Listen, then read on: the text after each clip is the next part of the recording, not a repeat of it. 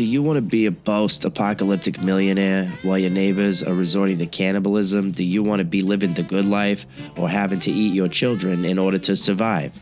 Call Monetary Science today. We buy gold and other precious metals, from silver and platinum to lead and aluminum, including the foil. You're only a few gold bars away from being the king of the apocalypse, my friend, with your choice of all the women, wine, and food that makes it through the end of days. Seriously, when things go down, women flock to the man on top of the hill with the shiny shit, and no matter how fat, balding, or boring he is. $1 invested in gold in 1800 would be worth over $15 today, or maybe more. Now that's a smart investment. You will become the post-apocalyptic banker and really stick it to the masses. That is, if you can avoid being robbed blind by marauding outlaws. Gold is trading at a 200-year high, so now is the time to buy. Call in today at Monetary Science. We're Armageddon-proof. You there, yes, you, with the sad sandwich. Come to Nutbuster in beautiful Vespucci, corner of Magellan and Cortez, where flavor slaps harder than your ex at a beach wedding. Falafel, kebab, hummus, salads, you name it, we wrap it, sauce it, and make you question your relationship with your stomach. You take one bite of our Nutbuster wrap, your mouth goes, oh, like it is your birthday. You hit the nut, and the nut hits back. People say, Ahmed, why you yell so much? Because the falafel is ready. And my mother says the chickpeas are blessed by the moon. We've been busting nuts since '69, and not one customer's walked away unsatisfied. Nutbuster, hit the nut. Tell my mom I sent you. Toledo Bay's got a lot of things. Fog, cows, and a chicken factory full of secrets. But there's only one spot north of Chiliad where you can zap aliens, grab kitties, and maybe win a stuffed squid with one eye. Pixel Pete's Fun Time Arcade. Founded by a man who loved video games more than his own circulatory system. Pete ran this place through 3 heart attacks and a brief electrical fire. He said, take my left arm, just leave the pinball machines. You don't have to drive all the way to the hellhole that is Los Santos just to have degenerate fun. We got the Degenitron right here in Palito. Sticky joysticks, nasty nachos, and not a single IPA in sight. 1986 called, it's all coked up and it wants you back. We got it all. Race and Chase, Street Justice, Space Monkey 3, The Wizard's Ruin, Defender of the Faith, and the lingering scent of defeat and burnt popcorn. Pixel Pete's Fun Time Arcade, off Procopio Drive. No, we did not fix the plumbing. Bring your friends, bring the quarters, and get ready to play, you fucking loser. Minister. Yo, we are live here on Vinewood Public Access. What is going on, everybody? Let's see if we can get all of this popping. Hayden, what's up, dude? Had to drop in and say what's up. What's up, man? We're gonna get a late night stream going here. We're gonna chat about a few things, okay? I've got a few things on my mind that have come up in over this weekend. Posted a new video, and I've had some reactions to it, and I've had some thoughts about that, and I thought I'd get on here. I thought that I share this with you people. I got my makeup on from Halloween still. I got my chain on. I'm looking good. I've had too much coffee for a Sunday night, so we're gonna do a stream. We're gonna chat. We're gonna talk. I gotta get the logo back up. What happened to my logo? What happened to my logo, boy? I gotta get this going. There it is. Vinewood Public Access. If you're just joining us, we're the #1 fan-created GTA talk radio station.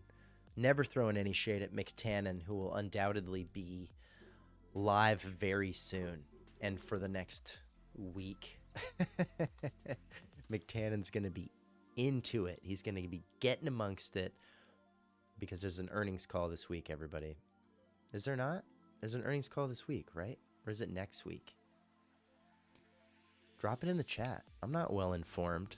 I'm not an earnings call guy. Can we talk about that? Can we talk about this, Robin? Can we talk about this? I'm going to go to Howard Stern here in a little bit. Can we talk about this? I'm not an earnings call guy. I'm not worried about the earnings call, which is interesting because I actually do have a little bit of Take-Two Interactive stock. I do. I own a little bit of it.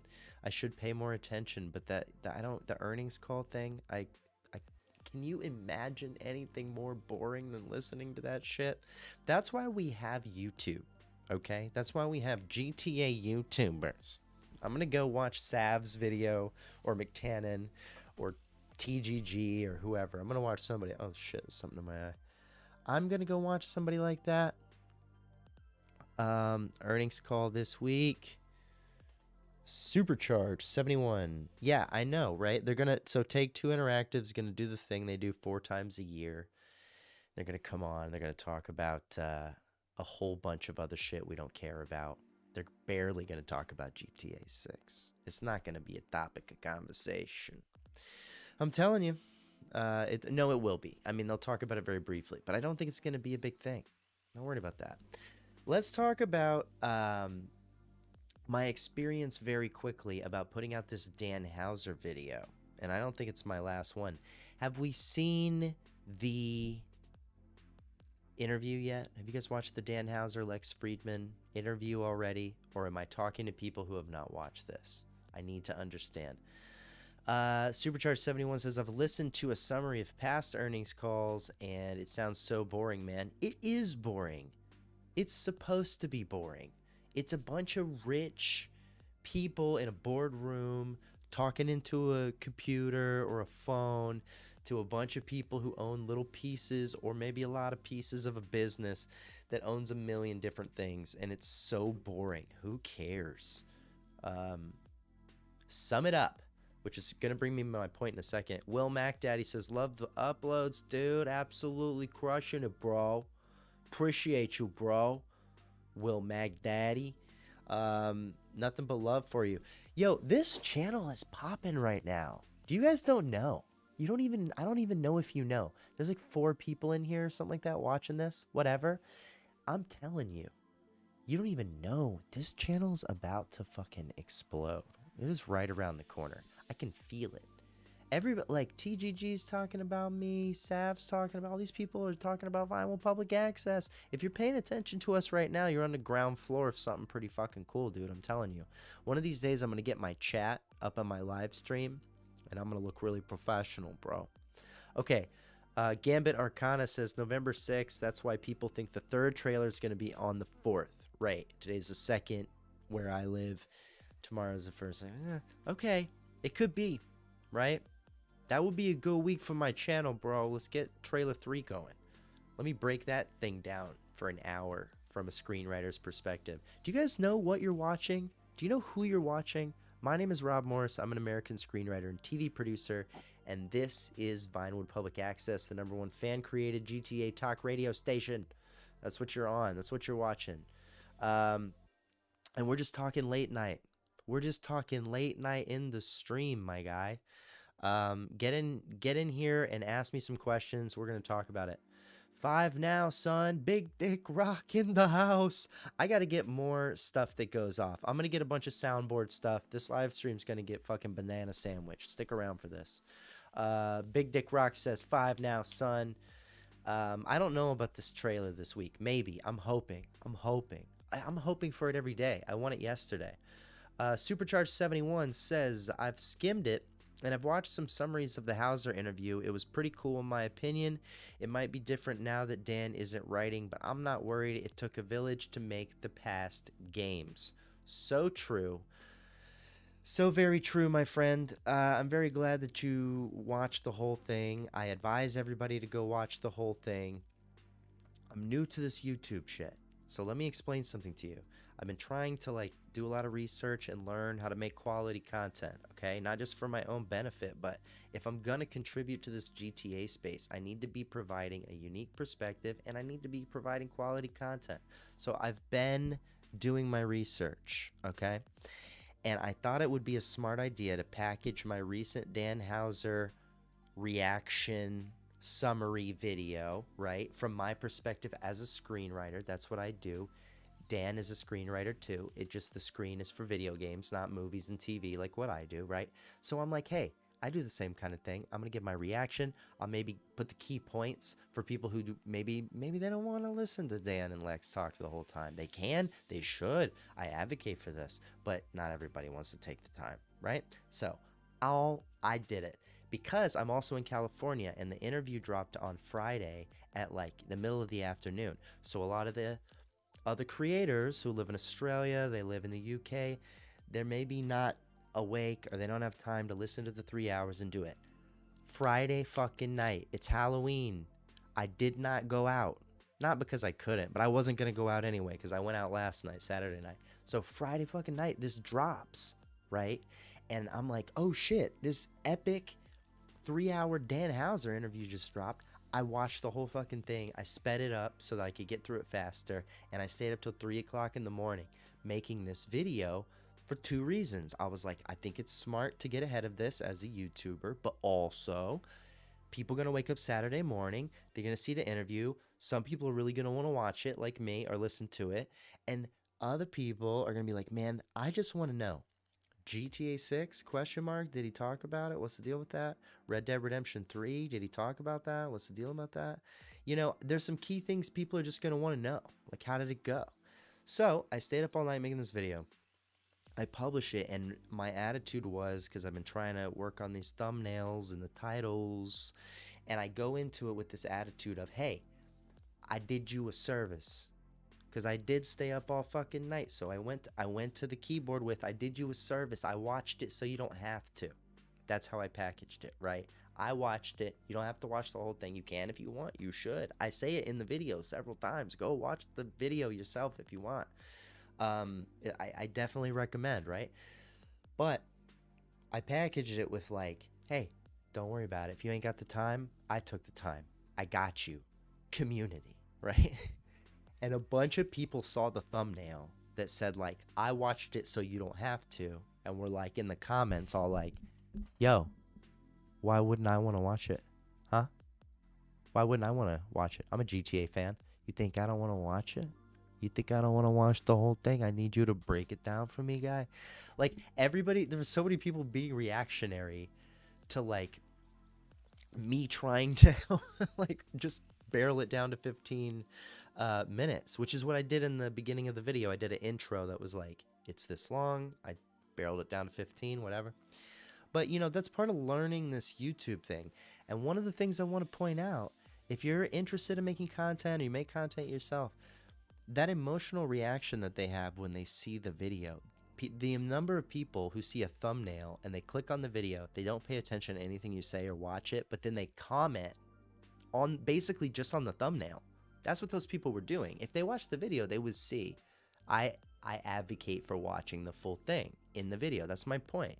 But they didn't care about that. They had an emotional reaction to me saying in the thumbnail, you don't have to watch it. So they had to get in there and comment on the thumbnail. I want to watch it.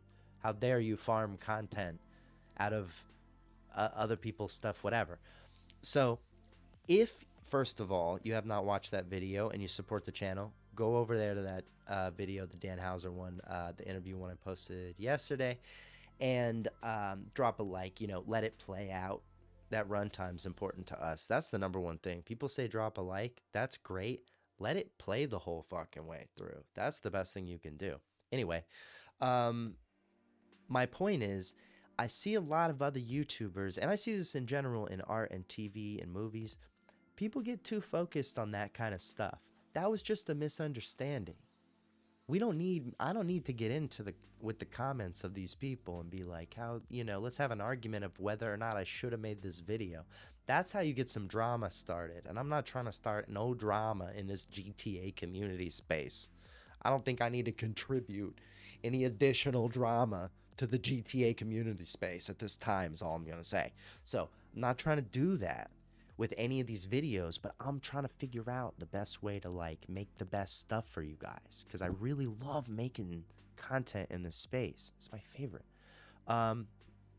Big Dick Rock says, I'm less concerned, and Dan not contributing to GTA 6. I'm more concerned with why he left. Like, were they trying to impede his creative freedom? Okay, so this is it, right? And this is my idea. Okay, tell me in the chat. I want everyone who's here, tell me in the chat if you agree with this idea for the next video, because I have other things I'm working on, but I really want to make this other video. This is the idea. I want to make a video about all the stuff they didn't ask him in that. He talked for 3 hours, and I got some legitimate... I'm not griping about Lex, like, whatever. But what would I have asked? Several different things, but also I'm betting Dan was like, here's some stuff you cannot ask me, like that I'm not going to answer this stuff, right? And I think I put this in my video, the video that I made on the channel about this. At the end, one of the things I said was like, yo, why'd you leave? That's what I want to know. That's what we all want to know, right? Why did you leave Rockstar? Are you cool with Sam? What was the impetus for leaving? Because here's what happened, in case you don't know. In case you don't know the sequence of events, and I'm going to break it down for you very simply. I'm going to break it down for you very simply and why I'm interested in this. Here's the thing. Dan Houser gets I'm going to go all the way back. He goes to Oxford. He gets a degree in geography and history. He wants to be a writer. He's not writing, okay? He's doing it in his notebooks and stuff. His brother gets a job with this gaming thing. He's not a huge video game guy, but he goes and he plays into this whole vibe of, I'm going to work with my brother to make these video games. Every single one they publish, just like banger after another, almost every single one, progressively, the best stuff, right? They just keep crushing it. He becomes one of the most prolific video game writers in history, maybe the greatest. Red Dead Redemption 2 might be the greatest video game story of all time. He writes that. It murders him. Dan Houser is like getting Red Dead 2 out and all of that. He ends up taking a year-long sabbatical from Rockstar after he finishes that game, which is a masterpiece. He leaves for a year, and then he comes back, and then he quits. The most successful video game writer and publisher of all time makes his masterpiece, goes on vacation for a year. The company now faces making the greatest game of all time again, GTA 6. And he quits. How is that not the most... Why? It can only be two things, right? Either you wanted to do some shit and somebody wouldn't let you, so you were like, I gotta get the fuck out of here. Or you just didn't vibe with this company and this culture or the IP or whatever, and you wanted to leave because you wanted to do absurd ventures and make a comic book and make all these other things, you know, radio play, stuff that he's doing now. He wanted to do that. They were like, we need to make GTA 6. He was like, I want to go do this. It was one of those two things, and both of them are equally fascinating. Hey, Sav, what up, boy? Good to see you, dude. Do you hear what I'm saying about this, though? Like, why did he leave is the most interesting thing. Okay, let me catch up on some chat. Supercharged71, I feel like you have a uniqueness to your channel and content. I mean that in the nicest way possible, which drove me to sub. But yeah, man, content is content, and you contribute good. That would be a cool video. Supercharged71, thank you so much. I appreciate that. I waited for a long time to enter this GTA space. I've been a fan since I was a kid. I'm a super fan of GTA, and I got no friends in this space. I have friends. I don't know anybody who likes GTA like I do in my personal life. Nobody. I barely even try to talk about it because I'm such a fucking GTA nerd that I got nobody to talk to about this stuff. And for a long time, I don't even have any real friends on I play on Xbox, right? I've never really even had a lot a crew. I got one guy who used to be my roommate. And when he moved in with me, I was like, yo, do you play GTA? And he was like, yeah, I've played it before, but not, he wasn't like a fan, huge fan. But I was like, if I buy you the criminal, what was it called? Criminal Enterprise pack? They gave you like the Polito bunker and maybe an arcade or some shit like that. I was like, I'll buy you the game and the online pack as a starter if you'll play with me. And we in the apartment. This was like in my 20s. And he was like, okay, sure. And to this day, he and I are the only homies who play GTA together. So if you're on Xbox and you want a game with me, we got GTA Online for the next 8 months, whatever. Let's do it. 100%. So I'm gonna go ahead and say that. I waited to join the GTA creator community because I was like, I don't want to just make the same thing other people make. I'm an artist by trade, so I'm not out here trying to make what everybody else is making. And then it kind of dawned on me about making the radio. I started making the radio, and then after a while, I was like, I'm gonna hit it from this Hollywood screenwriter producer perspective because I don't see anybody else making content out there who's made a TV show, who's written television, and who's written comedy, who's written commercials and done stand-up, and you know, I'm a career writer and comedy guy. Like, that's what I do legit, and I do it on the side. So let me get into this chat though, because I see Sav in here. Dan said he didn't like the direction the industry was heading in with the online games as a service being too prominent. He said he was saying it's hard to tell a good narrative story. Yeah, he did mention that. I wonder if that was enough to send him out. You know what I mean? Like, is that the reason, or is that also true along with why he left? Like, I think it could be both things at the same time, right? We don't know. Sav, perfect timing. I like the reason on the show of why they are leaving. Sav said likely felt like he was losing creative control and Take-Two wanted them to focus on monetizing online. I mean, that makes sense. It makes sense. But was that enough for him to go, I don't want to write GTA 6? He told Ryan at IGN, what was that quote? I think the world's had enough GTA from me. Fucking no. You know who the world is in that sentence? Everybody but Dan Houser. And how about you let us decide that, sir? If you don't want to make it anymore, Danny boy, say you don't want to make it anymore, Dano. Just say you didn't want to make GTA 6. He's never said he didn't want to make it. That's why I'm like kind of with Sav on this, but it's hard to know for sure. It definitely could be that. It could be he wanted to make GTA 6 a certain way. He was really passionate about it. He finished Red Dead Redemption 2, and he was like, man, I can't wait to get back to GTA because it's been a minute. Let's go. Let's knock it out of the park. And they were like, nah, Danny, we ain't doing it the way you want to do it. We need to do Take-Two. Strauss called. He needs a fat check from online, so none of this story nonsense. Like, it could have been that. But he also just could have been like tired of being under the gun to make the greatest thing of all time for 2 decades.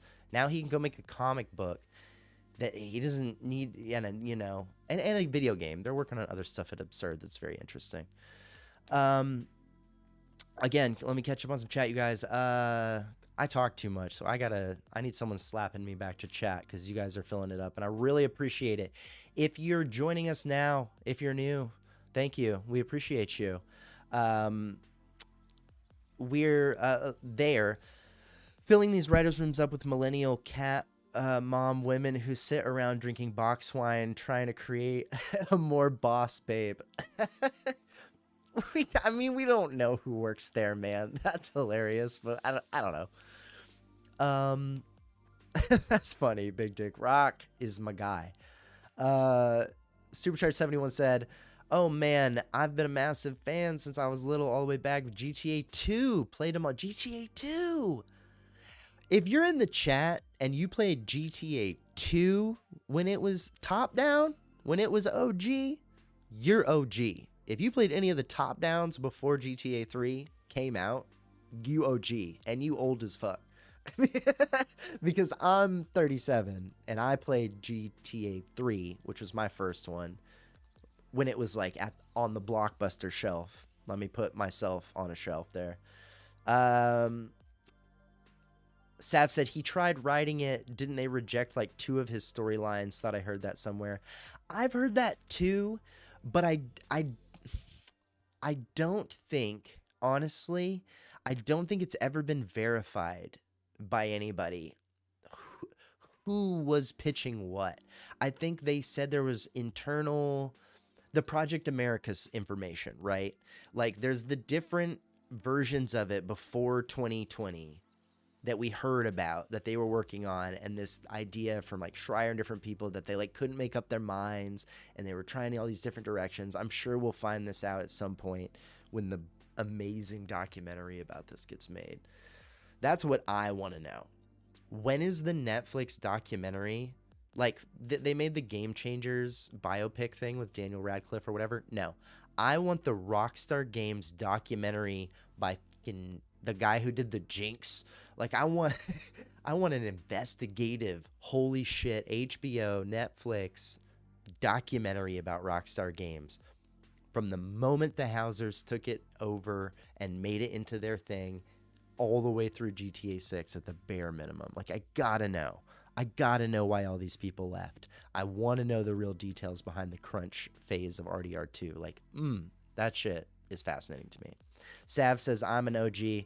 Bro, you're as OG as it gets in a lot of different ways. So I'm not surprised that you played the top-down games. Of course you did, you nerd. Gambit Arcana said, I played the first one, then GTA 5.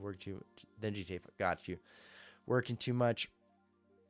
Supercharged said, yeah, they had an incredible push for GTA Online to an almost sickening level to me, to be honest, at this point. I feel like GTA 6 is the final new game of the 3D era, HD era, that has the old map back in a way. Got it. I'll comment on that in a second. I'm only 28, so though I was like 5 or so playing GTA 2 and 3. Wow. Yeah, that's crazy. A lot of people have strong feelings about the online thing, right? A lot of people think it's super played out, and I have a lot of sympathy for the situation, and also I'm just not that mad about it because I like online. Do I think it's like the greatest game still, and they haven't gotten lazy over the past 3 years because they thought they'd be done by now with the other game? Yeah. Oh, you're still a bit quiet. Oh, well, I also reset some stuff. So yeah, I fixed it from before, Sav, but let me bring it back up. What about this? What it is, and I'll bring it over too. Oh, yep, and this got reset. Pain in the ass. Sorry, guys, if this is noisy. There we go. That should be much better. The thing about online for me, I love online. I really do love GTA Online, and I'm really grateful for it for a bunch of reasons. The primary one being that it has kept this company afloat and resourcing the production of GTA and the production of 6. Like, thank God. Thank God that they've had online to fuel all of this. And also, the monetization, I'm not mad about shark cards. I'm not mad about GTA Plus. You know what? Put this on a live stream and I don't really give a shit. You can clip this out. Clip it out. I'm pro GTA Plus. Oh no. A GTA creator who's pro GTA Plus. I got no problem with it. How they use it matters. And if they do the wrong kind of pay to win stuff with it, which I've seen a little of, but most of it, I'm fine with GTA Plus. The casual players, especially people with jobs and kids and stuff like that, showing up every once in a while with a free, pay $5, $8 to get some in-game stuff, a car, whatever. If that's how some people want to play the game, and that, I'll tell you what, those players are not competitive anyway. They can buy the better gun or whatever, but if you're mad about this because they're paying to win the game or race a car or beat you in a race or something, they're barely doing that because they're the kind of people who are just, occasionally casually playing anyway. But I don't have a problem with that luxury model. Those are the ideas that keep Rockstar a profitable company that's able to make insane stuff. Online monetization is paying for GTA 6. Sav's right. Absolutely. We need it. And all those casual... Do you realize that the only reason TGG is as big as he is because the amount of people who have bought this game and started playing it when they never used to play it over the last 13 years is crazy. There's constantly new people buying and joining this game. And so people like TGG's channels blow up because those guides are super helpful for people who have no idea how the game works. You know what's crazy? I've watched almost every video that dude's made that's a guide, and I've never needed a damn one of them because I've played GTA Online since day one. And I play each DLC as it comes out. So I've been like a millionaire forever. I still watch every one of his videos. Why do I do that? Why do I watch Marshall explain the MC biker businesses to me when I already know how they work? And then he'll do a refresh of that video a year later and explain it again if they made an update, which of course I already know about. And I'll watch that damn video too. It's incredible. YouTube's a wild ass place. Let me get back in this chat. Greg, what's up, dude? How's it going tonight? Are you guys excited for Tuesday? I am excited for Tuesday. I'm hoping it means something, man. I'm hoping we get something, of course. What up, Sav? Would you trade GTA Online if it meant we could go back to a game a year release schedule? I do not want a game a year release schedule for Grand Theft Auto as a franchise. Not at this point. No. No. God, no. I do not. A game of year, like on some Assassin's Creed shit? Do you want that for Grand Theft Auto? Do you want the Ubisoft model of Grand Theft Auto? I don't. Do I need to explain that a lot? I have a strong feeling that if you like GTA, you've played Assassin's Creed. You may not be a huge fan, you've played it. It's the same genre, right? It's just a different kind of thing. You want that for GTA? No way, dude. Absolutely not. And also, GTA Online is free. Are the updates amazing? No, but free shit's usually not amazing. But it's free all year long. You don't have to buy shark cards. You don't have to play GTA Plus. You can grind it out and buy it. I have been on GTA Plus for a while because I'm interested in everything that Rockstar has to offer in the world of GTA. It's one of the only video games I play. I don't buy other games because I don't play a lot of other games. So they offer GTA Plus, and I'm like, literally anything else you have to offer. You have an Ultimate Edition, I'm going to buy it. Because you're my whole video game budget, Rockstar. You get all my money because I don't buy any other games, right? So for me, it works out, and I want everything they have. You don't have to have GTA Plus. You can grind normally, Supercharged says, which is absolutely true. Blind Fury says, oh, Blind Fury, what's going on? What up? Big fan of Blind Fury over here. We love Blind Fury. We love Big Dick Rock talking about, I like subscribe for tacos guides. Yeah, there's some really good guide makers out there. I mean, and dude, GTA video series, come on. The classic, the GOAT maybe, hard to argue. I got tired of Call of Duty because of that. The yearly release stuff, yeah, exactly what I'm talking about. If you only take a year to make a video game, good luck with that being anything fresh and new and interesting. I will take every 5 years on GTA. How about that? Every 5 years for GTA? Can we agree on that? That would be pretty good. Wouldn't you be happy with like a new story? And even if it was a story DLC that was like hefty, like a half price, you know, I give you $30. I give you $35 more for a fat story DLC, like a Johnny or a Luis, Ballad of Gay Tony, Lost in the Damned, but in Leonida. You don't have to make a whole new map. Maybe freshen up a couple towns. Story DLC. Every 5 years, we get either a mainline release or a fat story DLC. Would I take that with online in between? Sign me up. I'm never going back to set on TV, baby. We're going to be making GTA YouTube forever. Let's go. That's the model. Sav says he's Gucci, by the way. And he capitalized the G.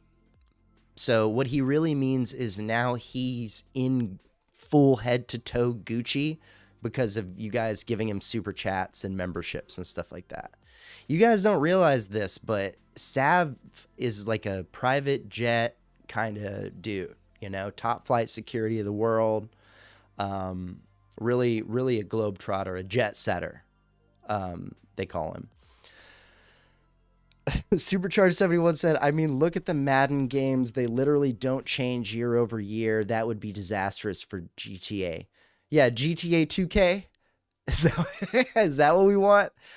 That's what I'm going to start calling it. Anyone who wants yearly games in this franchise, you asking for GTA 2K. No. Veto. Official veto. Community veto on the yearly release. Big Dick Rock says, nah, I'm with you. I have GTA Plus too, but I wonder if I would prefer to see Rockstar making other games in other genres. Sap said, if I don't even fly from state to state. Nah, you know, I'm just breaking balls over here, man. That's the kind of stuff. I've heard that you know, you still got the ankle bracelet on. You're doing the and that's for like your support of Lucia and the stuff in the trailers or something like that. Sav's doing a whole ankle bracelet thing where he's stuck in South Carolina, and I don't think he's allowed to travel out of state, is what I think that means. I don't know. Supercharged said, I feel like Rockstar is most powerful with a single character. 2 is going to be all right, but the 3 characters to me spread it too thin and made it hard to fully connect to the characters, unlike Nico. I'm going to disagree with you there, and now you've given me something really cool to talk about, Supercharged. Thank you. This is my area of like kind of knowing what the fuck I'm talking about. Okay, let's break this down one at a time here a little bit, because this is fascinating to me. Okay. Supercharged said, yeah, Sav said 15 miles. That's it. He's locked into that radius, dude. And then the people on the, it's Red Dead though, right? Because he lives in South Carolina. So if he leaves that 15 miles, it's all guys on horses and they fire immediately. I don't know if you guys are listening from the States, but that is how South Carolina functions. Yeah. Any further and the feds show up. See? So you think I'm BSing. But okay, don't get me distracted about this. So Supercharged said, I feel like Rockstar is more powerful with a single character. Okay. So you think 1 is best. He said 2 is going to be all right, but 3 spread it too thin and it made it hard to connect with the characters, unlike Nico. Okay. First of all, eventually Nico is joined by 2 other protagonists. You just don't switch between them as you're playing the game, right? So Liberty City is explored by Nico and then Johnny Klebitz and Luis Lopez, right? From the Ballad of Gay Tony and the Lost and the Damned. It's the same idea, but they did it in pieces rather than all at once. Los Santos is explored from 3 different perspectives of Michael, Trevor, and Franklin. In the Dan Houser interview that just came out on Friday with Lex Friedman, he talks about exploring the world through these 3 separate personalities and different parts of the ego, id, ego, and superego. If you know about this, is a philosophical concept. I don't have time. Go look it up. If you break it down through that, you actually get more of an opportunity to connect to the world and to the characters. I don't think spreading it over multiple characters necessarily makes it harder to do that. No. Let me back that up. It doesn't make it impossible to do that. It does make it harder, right? Because what you have to do is you have to create a situation where you care about these characters. All right. So let's talk about why you care more about Nico than you cared about Michael, Trevor, and Franklin. You know what? Drop this in the chat. There's not a totally right answer, but I can answer this question in a legit story way. But in the chat, I think universally we all agree that Nico is like a better protagonist than Franklin, Trevor, and Michael.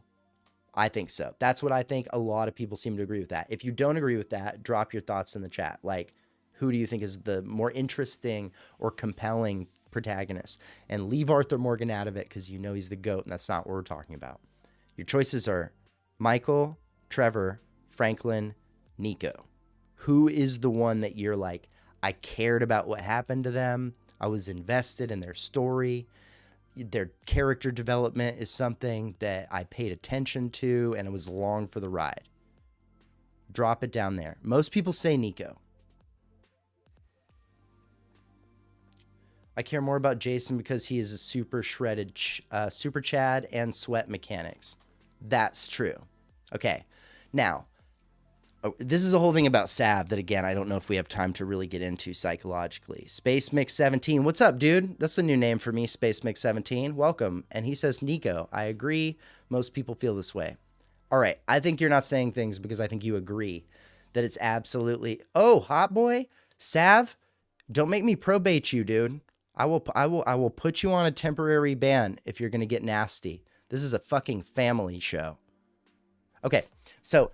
Nico is the more interesting protagonist for different reasons than we've said before. Supercharged made the argument that because you play GTA 4 with just Nico, right? It sounds like what you're saying. Rather than all three characters, you're able to care more about what happens to him.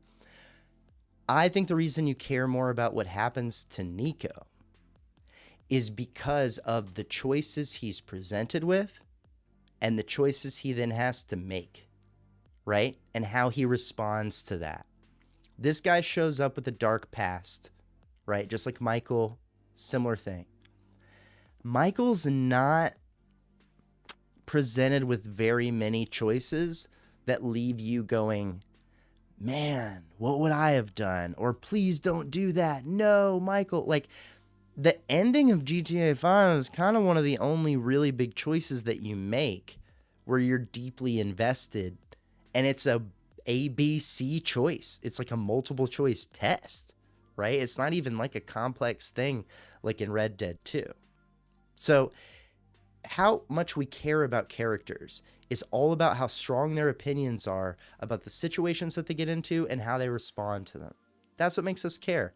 The reason you care about Arthur Morgan and Nico is because they're put in very specific high-stakes situations and you watch them deal with that shit over and over again.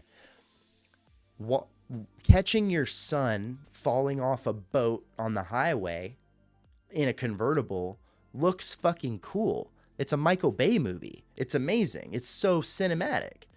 But there's no choice made there. Does he go get his kid? Of course he gets his kid. I mean, it'd be a real piece of shit if he didn't. Like, you have to put characters through interesting situations and see them take interesting choices. That's what makes you care when something happens to them at the end. And that's what makes you go back and play the ending again the other way to see what else could have happened because you're invested in the choice. And choice is something that Rockstar has been flirting with for a long time, trying to get it right? For a long time it was linear. And then it started to be like, ooh, who's going to die at the end? It's kind of up to you. But they're very careful. Sav made a really good point about this. And I think McTannen said this too. I've heard it from multiple creators. The story of GTA 6 is very likely to be a linear, unchangeable story. It's just how you experience that story that changes. That's how it's always been. So for them to make it a fully dynamic story like some people are talking about and be like, oh man, every choice you make branches off. Like, no fucking way. They're going to make a story like they make a movie because these are film people. Let's catch up on some chat. Oh, that was sweat. Get your head out of the gutter. Oh, of course. Yeah, no, that's what I thought it was. But, again, a shower is a place where dirty things. Anyway, Sav cold shower. That's funny. Let's go. Greg says, get after it. Michael kept simping for his 304 wife. I think I know what you mean, but I've never heard the expression 304 wife, and I'm not going to look it up. I want you to explain it to me. 304 wife is hilarious. I've decided. I like your joke. Maybe it was an accident. Yeah, Michael keeps going back to the same thing. Like, in the beginning of the game, Michael is faced with a very difficult decision, and he makes it right away in the first fucking mission. And then he spends the rest of the game defending that position and just trying to get back to square one. And then he does. That's it. What does he learn? If you want to care about a character, teach them something. Teach them something on the journey. At some point, have them look back and go, man, I learned something. And that's why I think you give a shit about Franklin, at least a little bit more than you care about Trevor and Michael, because stories should always be the most significant part of a character's life. You know what I mean? Like, if you watch a movie, let's say there was only one Die Hard, right? At one point there was. The movie Die Hard came out, right? And Bruce Willis plays John McClane. The reason that Die Hard is a good movie is because it is the most important day of John McClane's life. It's that one day that everything went that way. That's why we tell stories, because it's the most important thing that ever happened to them, right? And that's why a lot of times them showing up in sequels is not a great idea, because now you're like, oh, and this other thing happened that was important. So you got to explain it. Let me catch up on some chat here. Woo. Chat's popping. Okay, everybody. Supercharged said, I mean, GTA 4 felt like a more grounded and dark story compared to GTA 5, which felt more like a movie, a bit more. Absolutely. And Dan Hauser talked about this quite a bit. He said he was going through a darker time in his life. It's one of the reasons why the story is so dark in GTA 4, because all artists are reflecting their own experience in their work, in case you didn't know. The three protagonists in GTA 5 make sense. Harder to connect with any one of them on a personal level because you're constantly switching between, and 5 is more goofy and over-the-top action. Space makes 17. You're right about the second part. I think you're wrong about the first part. I think you could be switching between characters and still giving a shit about them. It's the fact that the story was goofy, over the top, not weighted in big decisions, not weighted in interesting, complex scenarios. It was a show. It was Michael Bay, right? It was Transformers. It was Bad Boys 2. It was, it wasn't about the struggle of the characters as much as it was about showing you crazy characters doing crazy stuff, which, that's okay. It's its own kind of game. Jamie Hexam in the chat, mate. Jamie Hexam, our number one fan. Right now, I'm calling Jamie Hexam our number one fan. All you've got to do to knock him off the top is go to every other GTA live stream on the internet and talk about Vinewood Public Access, because that's what Jamie spends his time doing of his own volition. And as a result, he's our number one fan. Actually, Jamie, I've currently got a very exciting creative plan to include you in a project we're working on. Not something that you'll have to, do anything for, but I think you're going to like it. You're going to appreciate it when we get there. I'll let you know more. There's a teaser. Type 304 on a calculator and turn it upside down. Oh, I never thought about that. I don't have to do that. I can see from that explanation what you mean. Can you not say ho on the internet? You have to say 304. Tordai says, what's up to me and everybody else? Hello. Every single protagonist in GTA 5 was boring and unrelatable. Yes, I said it. Even Trevor. I mean, it's hard to argue with Sav on that point, right? To a degree, he's right. And that's what I was just saying. It's not about having a grounded, character-driven story in GTA 5. It was an action game. It was an action movie. They're letting you play Hot Fuzz. They're letting you play Pineapple Express. They're letting you play like fun, wacky movies as a game. That's what GTA 5 is. And it was a fucking smash hit. But that's why they then did Red Dead Redemption 2 after that and sunk their teeth into the greatest story game of all time. It's okay to do both. The question is, will they blend those two ideas into GTA 6? And if they do, I'm going to erupt in a very graphic and non-streamable way. I mean it. Okay, let's catch up on some chat. Jamie Hexam says, Tordai, hey, and hey everyone else, the antagonists suck too in the map and the story. Okay, Tordai, like, you're making it sound like it's not a good game. I mean, it's Grand Theft Auto 5. Okay. Some of it's good. Some of Grand Theft Auto 5 is good. We're all in here watching me in front of footage of the game, but, you know, whatever. Only the gameplay is good. Yeah, I don't know. I liked it. I kind of like it. Vinewood Public Access with guests on. Okay, here's the thing. Since we have a good group in here, I want to run something by everybody. We've got some of my favorite folks in this chat. Can you elaborate on Erupt? No, I cannot, Sav. Again, that's going to be a final warning. Oh, shit, what was I just going to say? Oh, the idea I want to run by everybody. Real stuff. Okay, so for those of you who don't know, Vinewood Public Access is me yapping about GTA, but it's also the #1 fan-created GTA talk radio station. I made a long bit, and I'm continuing to make more and more of the radio station, where I play a character named Tommy Singles, who runs a radio station out of this building, okay? What I'm thinking of doing is trying to do a live stream that is in-universe. So you won't see my face, but you'll hear me being Tommy Singles, and I will respond to the chat, but only the chat that is in-universe. So you can show up to the live stream. I'll schedule it. I will post when it's going to be. It's kind of like live action role play radio. So like LARP radio.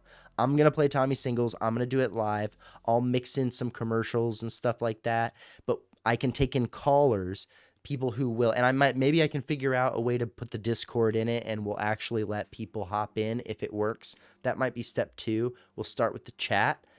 People respond to like Tommy. Yes, that's what I'm saying. This is a live stream where I am Tommy Singles, and you can drop things in the chat that are in universe and be like, oh, you know, I work at this place, or I'm calling in as an NPC from this thing. And I will respond to that live, basically like live improv radio. I will not break the fourth wall in that stream. So when it starts, I'll be Tommy Singles. I don't know if you've ever been to like a murder mystery party or if you've ever played a LARP game. This is actually something I specialize in. I write murder mystery parties and live action role play stuff. So this is kind of right up my alley. And I think it'd be really fun. And it would basically be Vinewood Public Access Live, like a real version of the radio where people would be able to hopefully call in and stuff. I would love to get it to there. So if you're interested in that, drop some stuff in the chat here and we'll see. Also, what happened to LAZLOW, by the way? Jamie said it's interesting. I'll get to the LAZLOW thing. So, Tommy, what do you think about the hipsters in Los Santos? Yeah, stuff like that. And it also helps me improvise in the character so that I can keep working on developing him, which I'm very committed to. Right. Although, I want to get this from Greg. Big fan of Greg. So, Greg says, although I like the slow pace and nature of RDR2, I hope GTA 6 will be slower pace than GTA 5, but faster than RDR2. They need to find the balance. That's kind of what I was saying before, and I totally agree with you. Jamie, it'd be fun and weird to type comments as my GTA character. Yo, you literally can show up and be your GTA Online character, and that's who I'm going to communicate with. Like your GTA Online character can finally have a voice, and it's your voice. They're going to sound like you. And if we have segments, modify your voice when you're Tommy. I mean, I do. My voice is not exactly Tommy's voice. I do like a character voice to be Tommy Singles. It's very close to me, but I like to think of it kind of like Seth MacFarlane when he's Brian on Family Guy. It sounds just like him, but it also isn't. It's just that he makes little changes because I do the same thing. Also, for those who are here, which thanks everybody for being here. We're doing a late night stream here, Vinewood Public Access, #1 fan-created GTA talk radio station. So annoying, but you got to get a branding going. I think LAZLOW left, the same reason why Dan did. What happened to LAZLOW? I'll answer that real quick because that is a known piece of information. he works here in LA where I live. I live in the Rio Los Santos. I live in Los Angeles. And Absurd Ventures is based out of Santa Monica, which is Del Perro, for those who don't know. Santa Monica and Del Perro are the same thing. So he lives in the real Del Perro, or I don't know where he lives, but they work there. Absurd Ventures is based in Santa Monica. And Laszlo works, apparently, in the interview he said on Friday, Dan mentioned that he works primarily on the comic book right now. It's like one of the main things Laszlo's doing. He works on the, I can't remember what it's called, but it's in the Absurdiverse over at Absurd Ventures, and it's the new graphic novel they're working at. Have I ever met Dan Hauser? No. I was at a party Thursday. I was at an event, and I met somebody who saw Vinewood Public Access, saw the channel, and was like, hey, I know a guy who works at ROCKSTAR, blah, blah, blah, blah, blah. I'm not going to tell you the rest of the story because if this goes somewhere, I'm not going to be able to probably talk about it. But he knows somebody at ROCKSTAR who he's going to try to connect me with. Also, the guy who plays Blaine Bartleby, who hosts The Bottom Line, the show on Vinewood Public Access that I wrote, that voice is not me, that's my friend. He has auditioned for ROCKSTAR so many times. He's a professional voice actor, and he's gotten really close to work. I mean, he was almost in GTA 6, like so many times. Also, two of my other friends who are actors were in Red Dead Redemption 2. One of them played the chick who's looking for the lost animals in the side. They're both side characters. She's looking for like the lost animals in Red Dead Redemption 2, the circus animals. Do you know what I'm talking about? My friend Sydney played that character. And then my friend Adrian played the brother who's in the cult. You know what I mean? Arthur has the girlfriend, Mary, who he's the weird relationship with, and then the brother who's in the cult, and you do the missions to get him out. The guy who plays the brother, I know that guy.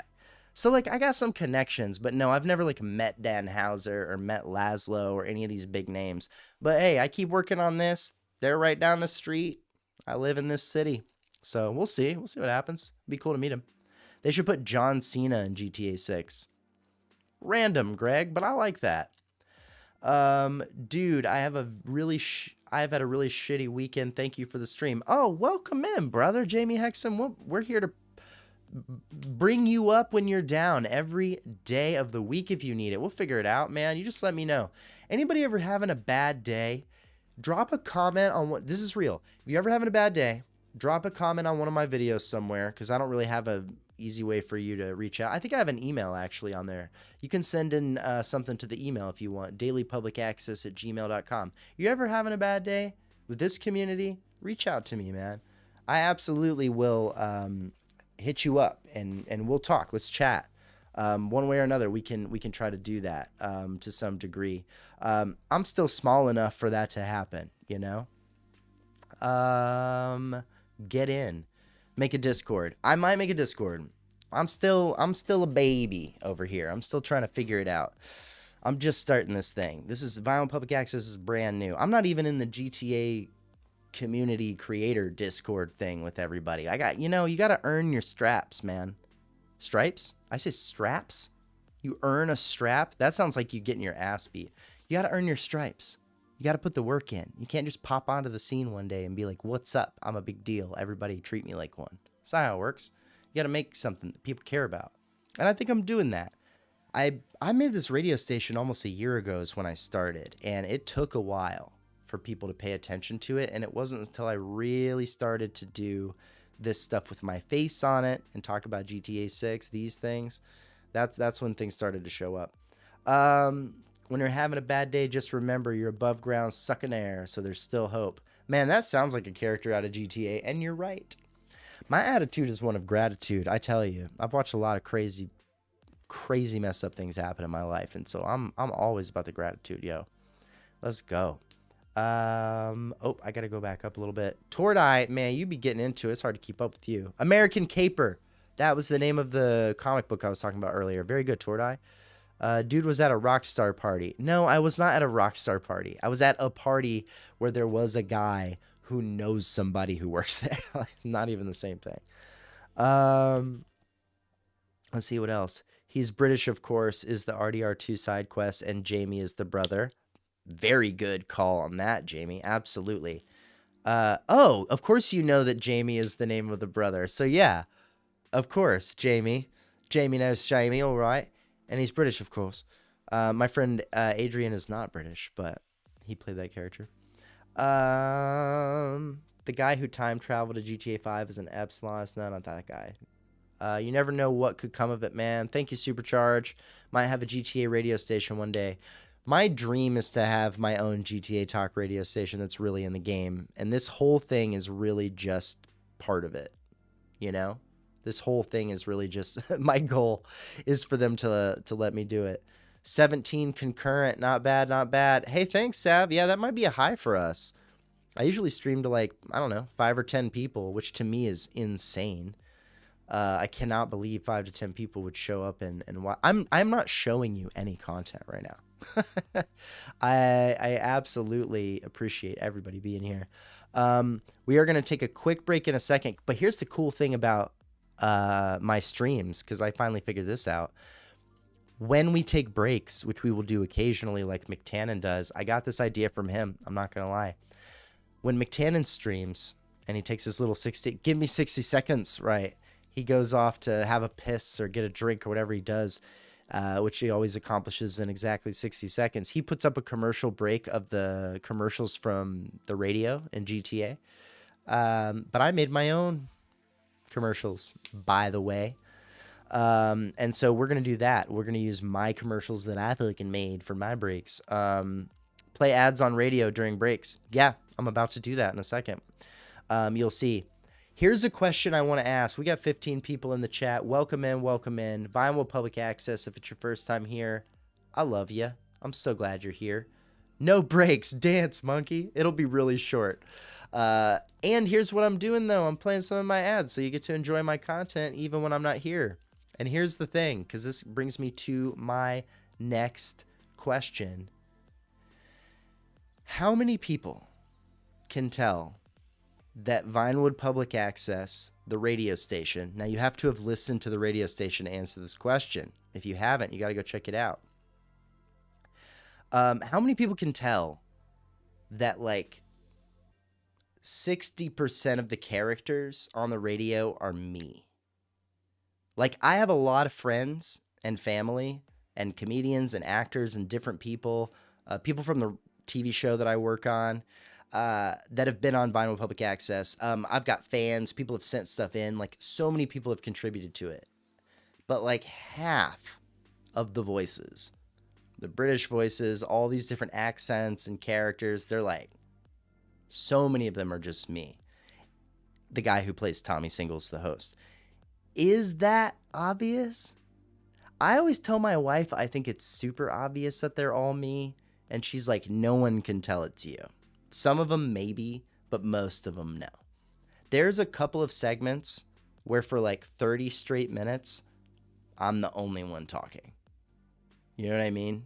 Like, I'm doing so many different voices and talking to myself. Like, literally Brian and Stewie from Family Guy, just me talking to each other. Yeah. Yeah, regular Seth MacFarlane over here. I mean, that's kind of what I'm doing. I'm not saying I'm at that level. But yeah, that's what it is. And I'm kind of insecure. I'm like, fuck, is that the thing? McTannen is a great live streamer. McTannen is the best live streamer I've ever said. Sav, I love you. And I think it's clear I love me. But McTannen is the greatest live streamer I've ever seen. Period. I'll give it to him. Someone else can come and take it. If you're going to steal from the best. Also, shout out to Sav for always being positive and staying on the top of the chat. Man, Sav is getting a bigger and bigger chat to have to deal with, and I'm very impressed with how well he does it. It was smart of him to have his wife help him from time to time. I don't know that I would pull that off. Tordai says it's obvious as fuck. Everyone is you. No, everyone is not me. Just half of them are. Ahmed is the GOAT. Ahmed is my favorite character that I've made. 100%. Ahmed is, and that's me. Ahmed is 100% me. The Ransom Gamer said, "You are looking handsome." Thank you. I appreciate you. I have my gold chain on. Hello. my wedding ring on it. I got a bruise on my finger, so I had to take my ring off. I put it on my chain because I'll wear this wedding ring very seriously. Sidetracked. We need to beat WCTR. Well, WCTR hasn't been updated in like fucking 13 years. And if I remember correctly, my station is already the same length as WCTR. And I'm making more of it. So I'm not worried about beating that station. I'm going to make way more ever. Way more ever? I'm going to make way more radio than they ever made. It's getting late. Get the wife on too as a caller. That would be fun. My wife has been on as a caller. If you go listen to my radio station, she's done an ad and a call. There's a character named Yumi Ho who is named Yumi Ho. And Yumi Ho calls for Simon Ho Korean Noodle House and talks about her asshole. And talks about how delicious her asshole is and how people love to eat at asshole. And how it reminds everybody of their favorite place, Seoul, South Korea. Tordai is an absolute chat champion. You know Tordai's on a keyboard. Yummy Ho. That's right. It's Yumi. Y-U-M-I. My wife is actually Korean, so that's why that's all okay. You should make a Discord, man. I'd love to help you out with characters. I have a friend who wants to voice act that I could probably get on board too. Sounds great. And you guys can always send in your calls. Absolutely. Record your own calls for Vinewood Public Access and email them to me. That's how there's like a fair number of people who are on my radio station who just came up with an idea, sent it to me, and I put it in the radio, actually. There's also a whole voicemail section where I just like rapid fire a bunch of fan submitted stuff. So don't feel like you can't send stuff in. Okay, let me see if there's anything else in chat. Absolutely welcome everybody. Vinewood Public Access, #1 fan created GTA talk radio station. We're getting after it. He says get amongst it. Can I say getting after it? Is that allowed? McTannon, is that allowed? If I say it in my own accent? Let's get after it. That's somebody else's thing, isn't it? Somebody else says get after it. Have Muhammad call in from GTA 4, Roman's taxi driver. I love that character. What a dick. That guy sucks. I recently replayed GTA 4 and I forgot about him. Yeah, when the guy from Roman's taxi company, Muhammad, picks you up and he's like, oh, I see again, you are getting a free ride, you piece of shit. Like, he's so intensely mean to Nico. It is awesome. That is an all-time favorite character. Get amongst it, you weasel cheese. That wasn't that bad. Okay, I'm not like amazing at his accent. I'm still working about it. Let's hear Ahmed right now on stream. Well, the best way to do it is to play you the ad, but I absolutely will do the character. I got it, man. You know what? I will do a little bit of the recent ad that I did for the Halloween special. If you have not listened to the Vinewood Public Access Halloween special, please go check it out. That's my new little project that I made. It's still, it's just Halloween on Friday. Go give that a like. Go give that a comment and a listen. One of my favorite ads I've ever made is Ahmed's Nutbuster Pumpkin Spice Everything rollout ad, where he says, you know what is really spooky? Women with freedom. But even in the fall, even the women are busting nuts at Nutbuster. That is one of my favorites. I make myself laugh on this shit, dude. Real shit. The reason why I make Vinewood Public Access is because I absolutely love just making myself laugh with stupid voices and shit. And almost all of the voices that I do are based on a real person or a character that I've heard somewhere. But I love Ahmed. Ahmed loved his mother so much. If you come by Nutbuster, tell my mom I sent you.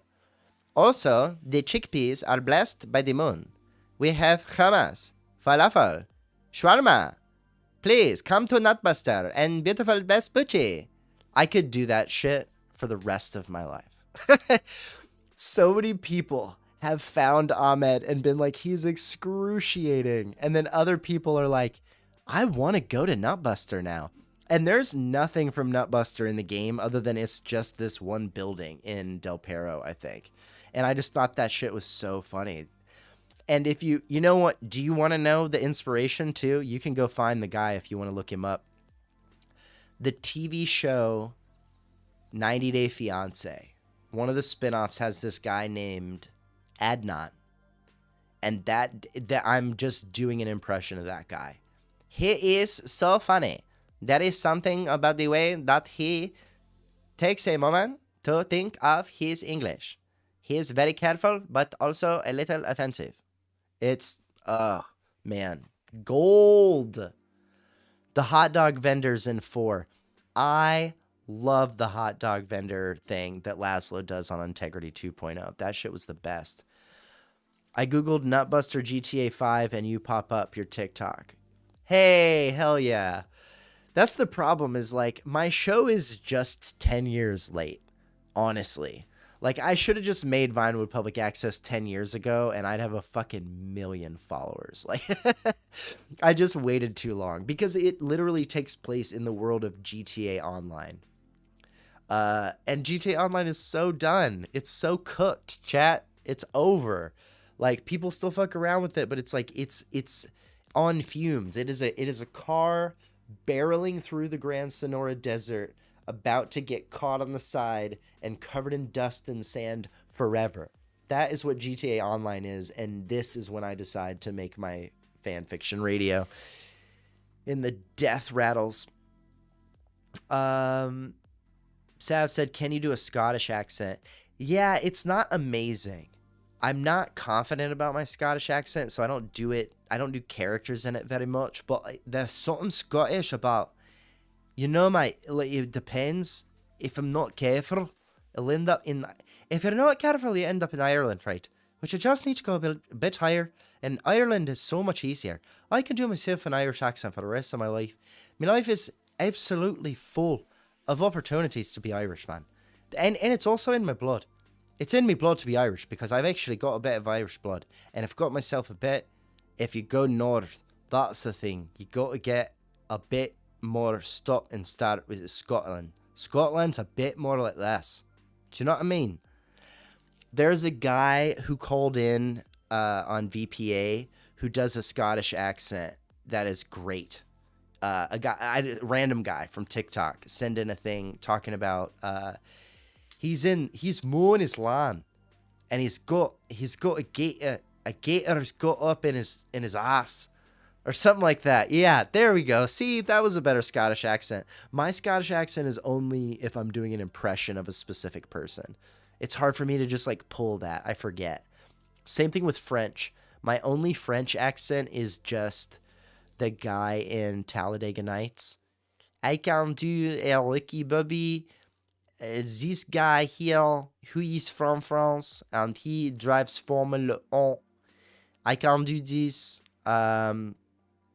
Is this just going to be me? I'll just do all my voices. That's me on live stream now. This is the dance monkey part Sav was talking about. Greg said, do you know how to do an Australian accent? All right, mate. Like, here's a bit of where I'm going to get myself in trouble with TGG because somebody's going to clip this out. And they're going to send it to him, or they're going to send it to Matto, and they're going to be like, hey, guys over here making fun of you, man. Because he sounds a bit more like Captain Brendan Darcy, who's on your yacht. You know what I mean? Do you know what I mean, mate? Brendan Darcy, Captain Brendan Darcy from Australia on your yacht. So yeah, I can do a little bit of the Australian. You know what's even more fun than Australian? One of my favorite accents in the world is New Zealand. Dude. They're basically like you just take Australian and then it's clipped like this.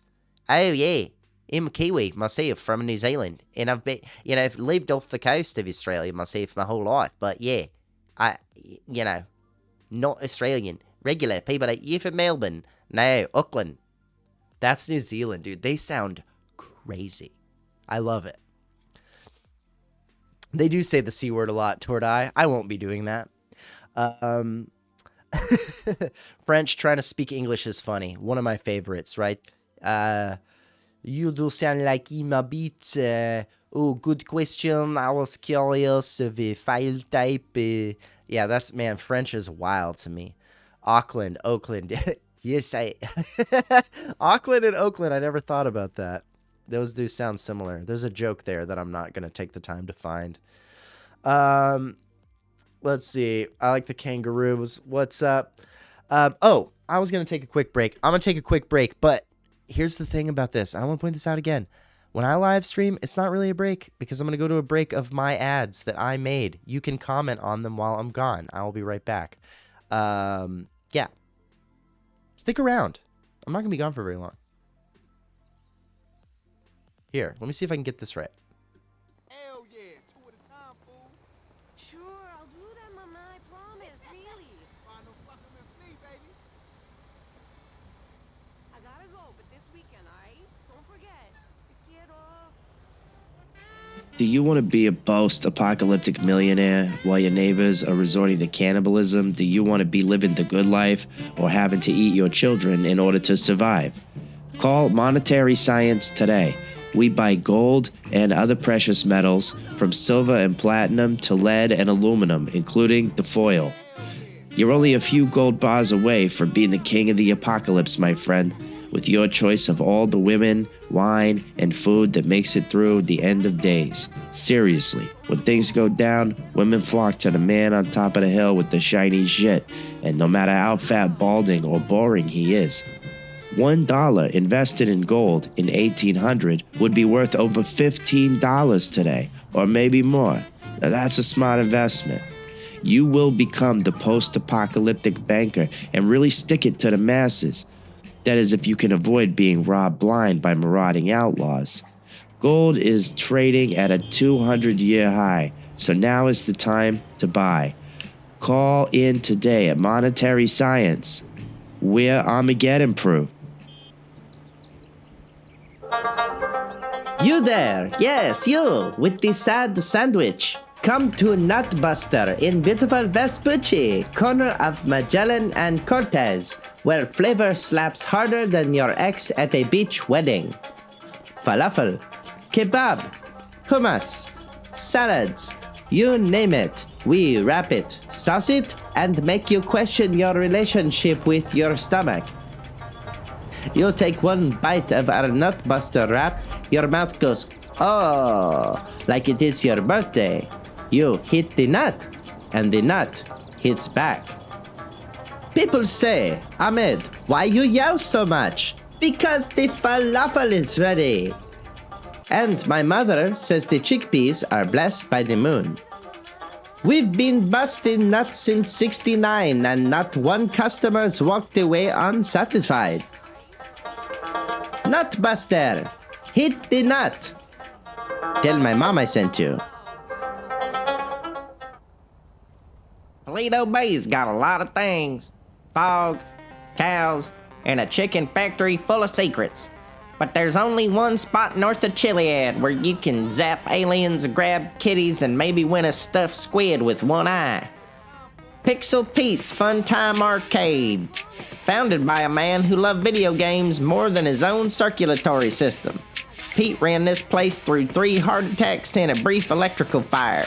He said, take my left arm, just leave the pinball machines. You don't have to drive all the way to the hellhole that is Los Santos just to have degenerate fun.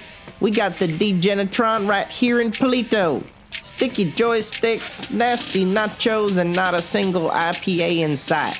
1986 called, it's all coked up and it wants you back. We got it all. Race and Chase, Street Justice, Space Monkey 3, The Wizard's Ruin, Defender of the Faith, and the lingering scent of defeat and burnt popcorn. Pixel Pete's Fun Time Arcade, off Procopio Drive. No, we did not fix the plumbing. Bring your friends, bring the quarters, and get ready to play, you fucking lizard. Minister in minutes. The Supercosmos Church believes that there are too many barriers to spiritual enlightenment and peace. Why spend years in theology seminary or a monastery? This is the internet age. Years of religious study are just a click away. Get ordained now and perform weddings, funerals, get the best parking spaces, comfort horny widows, scare children, cast curses, absolve sins, and make people feel better about their life by quoting from any one of a dozen of hocus-pocus old texts. And get in free to any sporting event you want. Just tell them that you'll pray harder for them to win because you've got a direct line to the deity. Minister in minutes. Get ordained today. Chet Kavanaugh here for the Atheist Society. Think of how fantastic life was when our early ancestors marched across Europe as the glaciers were melting, foraging in small bands, short, hairy creatures who worshipped the sun and the earth, made beds of reeds, preening each other and mating with close relatives covered in bugs. Think of the first time a primate fashioned a tool and used it on a woman. And here we are today with the most fantastic tool of primates and primordial shit slinging, the internet. Ah, yes, we're much smarter now. And that's evolution, just like in the movies. Join the Atheist Society today.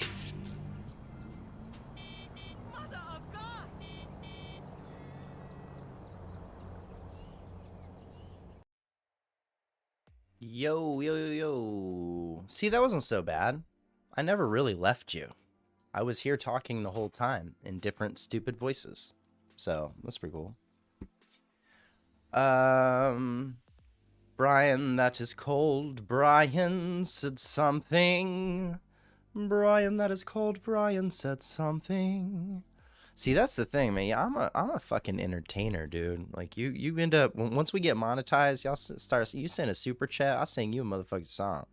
I'm gonna rap you a whole rap about you. But you tell me 3 things about you, I'm gonna rap about you for like 60 seconds. So you never went to the bathroom. Well, I never got up, but I did go to the bathroom. Okay, hey Smokey, you've taken... look, we will not have Friday references on the show. Okay, no, I'm kidding. I love that. Very good. Do you have an ETA for day 3? Oh, Jamie Exum, of course you've had to. You've had to ask me that, haven't you, Jamie? Haven't you, Jamie Exum's got to ask me about day 3 of Vinewood Public Access, of course. Okay, here's the deal. I'm working on it, man. But the truth is, all of this stuff, the live stream and trying to build the channel, I had to adjust my focus a little bit, because the truth is, it's like the radio is the reason I started this whole thing, but it's not what gets attention on my stuff. Like, I need to be here doing this and making videos about Dan Hauser and LAZLOW and GTA 6 and all this kind of stuff in order to get people on the channel. And one of my biggest things that's kind of gone to the back burner is day 3. I will tell you where things are at with it, though, if you want to know. So what Jamie's talking about, let me clear this up if you're just joining us. We're on Vinewood Public Access. We're the #1 fan-created GTA talk radio station. So not only do we do the live streams, not only are we doing the GTA 6 theory and speculation videos from the perspective of a screenwriter, which I am, an American screenwriter and TV producer, living in the real Vinewood, in the real Hollywood. And go Dodgers, by the way. Fucking go Dodgers, by the way. Don't have time to get into that. But I have made my own Grand Theft Auto talk radio station that is its own canon, listenable thing that you can listen to in video and audio format. And it is all available on Spotify and YouTube, right? I make that show in 48-minute in-game days, okay? So the game in the day in the game is 48 minutes long. So each episode of VPA that I make is 1 day. I have published 2 days that are totally full and done in video and audio format. You can listen to it on loop in just audio format. There's like an 8-hour loop of it on YouTube. Or if you want to watch the full video version, which took me so long to make, I worked so hard on it. Please go watch the full video version. Holy shit. That's also more recently published, like in the last few weeks. I put out the full day 1 and day 2 together, and you can watch it back to back. It's an hour and 36 minutes with the 2 48-minute episodes. Sajayimi Exum Zost about day 3, which has gotten a lot of work put into it. There are 2 miniature shows that happen on Vinewood Public Access. So the main show is a call-in show where I play a character named Tommy Singles, who is the host, who takes call-ins from across Los Santos and Vinewood. Okay, that's the main show. And sometimes people come into the studio for interviews. It's like Chatterbox FM from GTA 3. There are 2 mini shows where Tommy steps away as the main host, and in the morning there's a show called The Bottom Line, which is like Ben Shapiro kind of capitalist show called The Bottom Line with Blaine Bartleby. It is hosted by Blaine, who's played by my friend Brandon Harris, who is a tremendously talented actor and voice actor. And then in the evening on Vinewood Public Access, there's another show called The Getaway Chronicles, and it is a parody of the podcast Serial, which was the case against Adnan Syed. It was on HBO. You might know this. This podcast came out in like 2012. It came out around the same time as GTA 5 when it was very popular. So The Getaway Chronicles is this chick, Angela Steele, who is the host of that show, and she's played by my friend Shayna Penn. And she tells stories about different heists gone wrong. So all 3 episodes from days 1, 2, and 3 of The Bottom Line and The Getaway Chronicles are published. They're done. I finished them a long time ago. Very proud of those. And you can go watch those in compilation. You can watch all 3 episodes of The Bottom Line. That's a video on my channel. You can watch all 3 episodes of The Getaway Chronicles. That's a whole video on my channel. There is quite a bit more of that day 3 done. I've got some ads. I've got some calls I'm really a big fan of. But I have a lot more to do to make it a full 48-minute day. And I took a big break to make the Halloween special, which all of the holiday specials will be cobbled together. The 420 episode is 4 minutes and 20 seconds. The Halloween episode, I believe, is 14 minutes and 20 seconds. The Christmas episode is going to be like 20 minutes, and then I'm going to make a Valentine's Day special, and those holidays are going to form another 48 minutes, and then those 4 episodes will be all of VPA. That's all I'm making for right now. That's all I'm committing to making.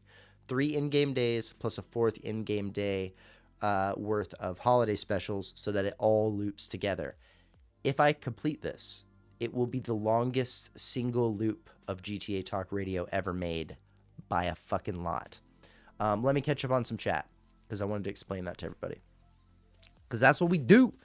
We're the #1 fan creator GTA Talk Radio.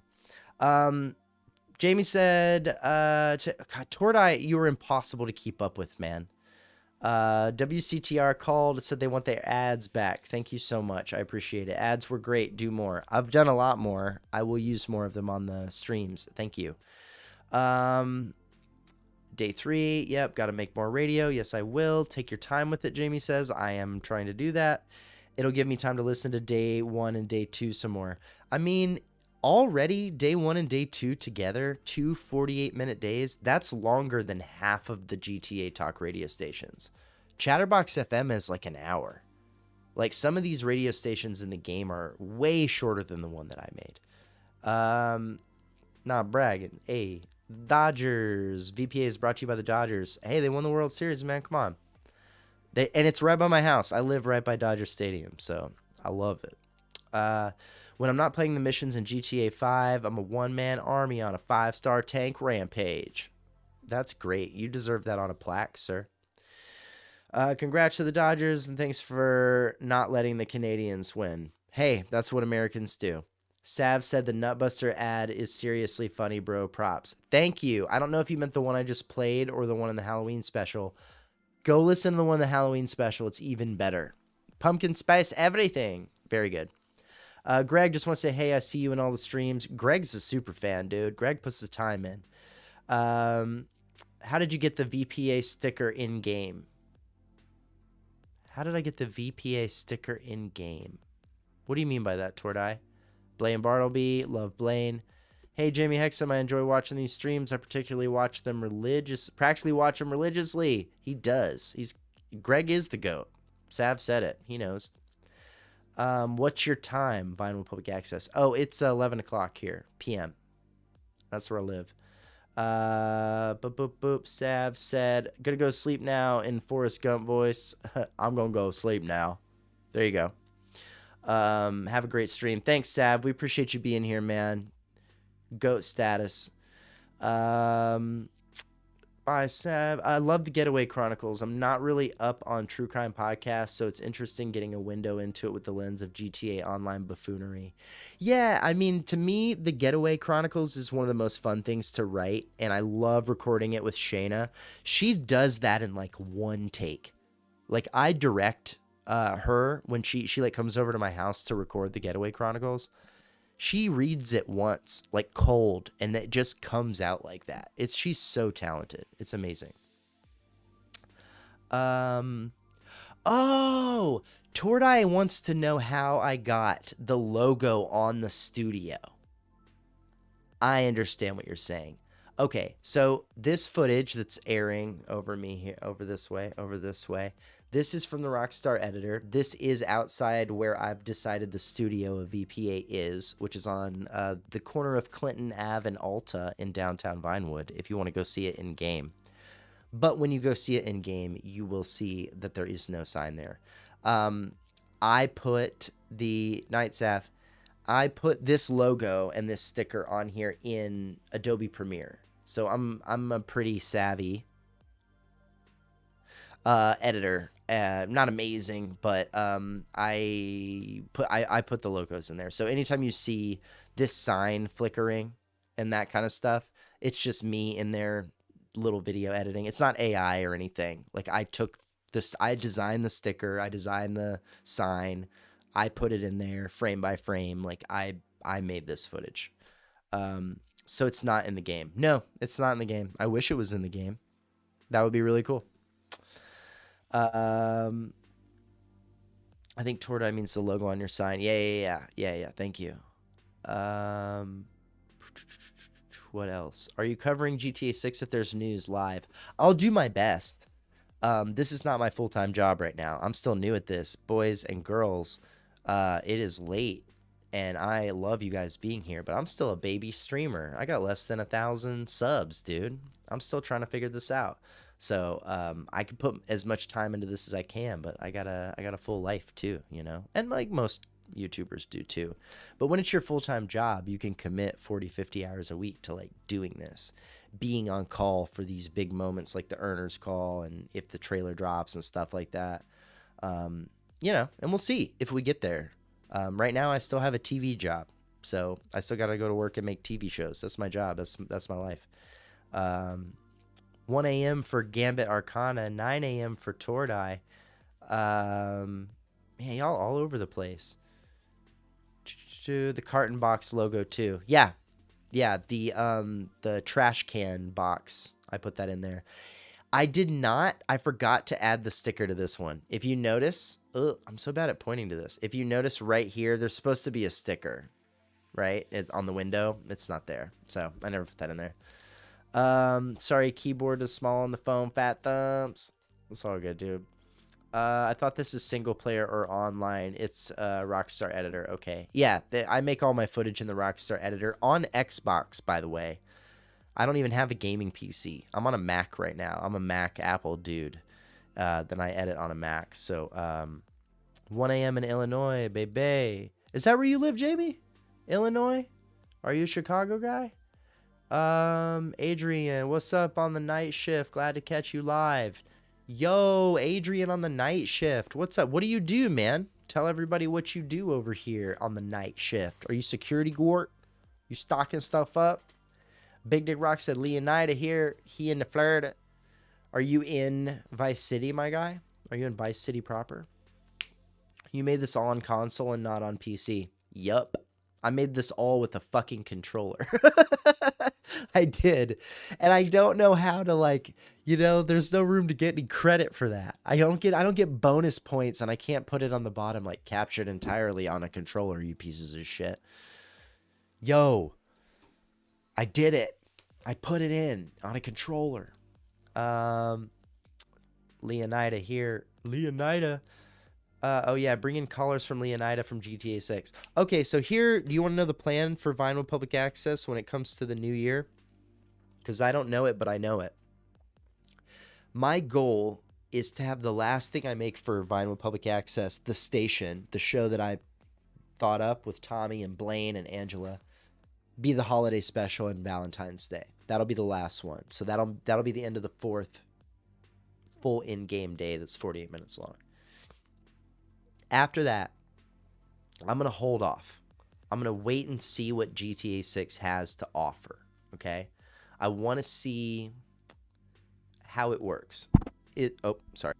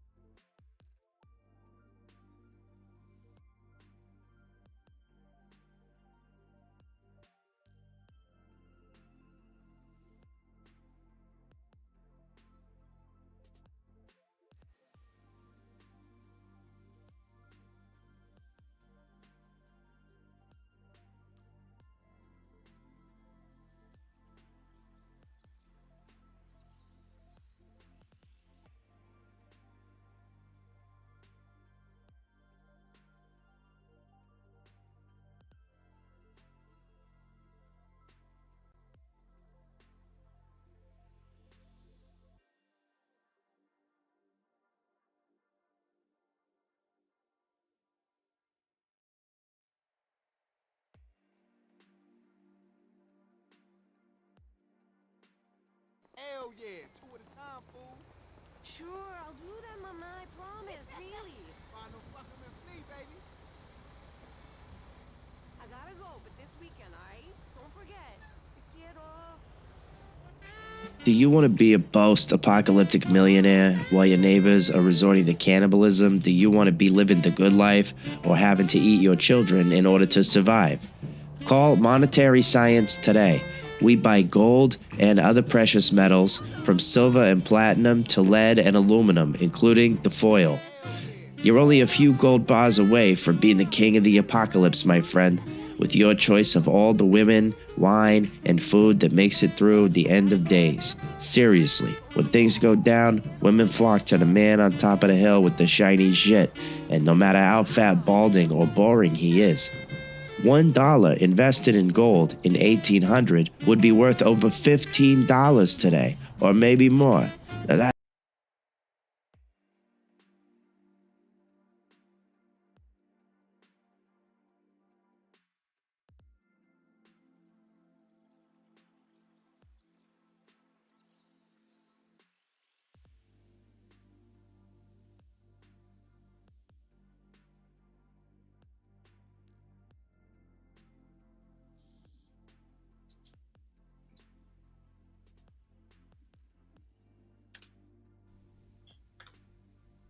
Okay, at least now you can hear me. Right? At least now you can hear me, but it probably doesn't sound great. Ugh, so annoying. Is it still bad? I feel like there should be something there, yeah? Ugh, so sad. Oh, okay, it is working. Okay, this is better than nothing. Backup mic. Backup mic is rocking. Yeah, I'll fix it later. We'll take this just so that we can find some kind of conclusion here to what we're talking about a little bit. Okay, keep this. Okay, everybody's cool. Okay, I got it. Wonderful. How did that even happen?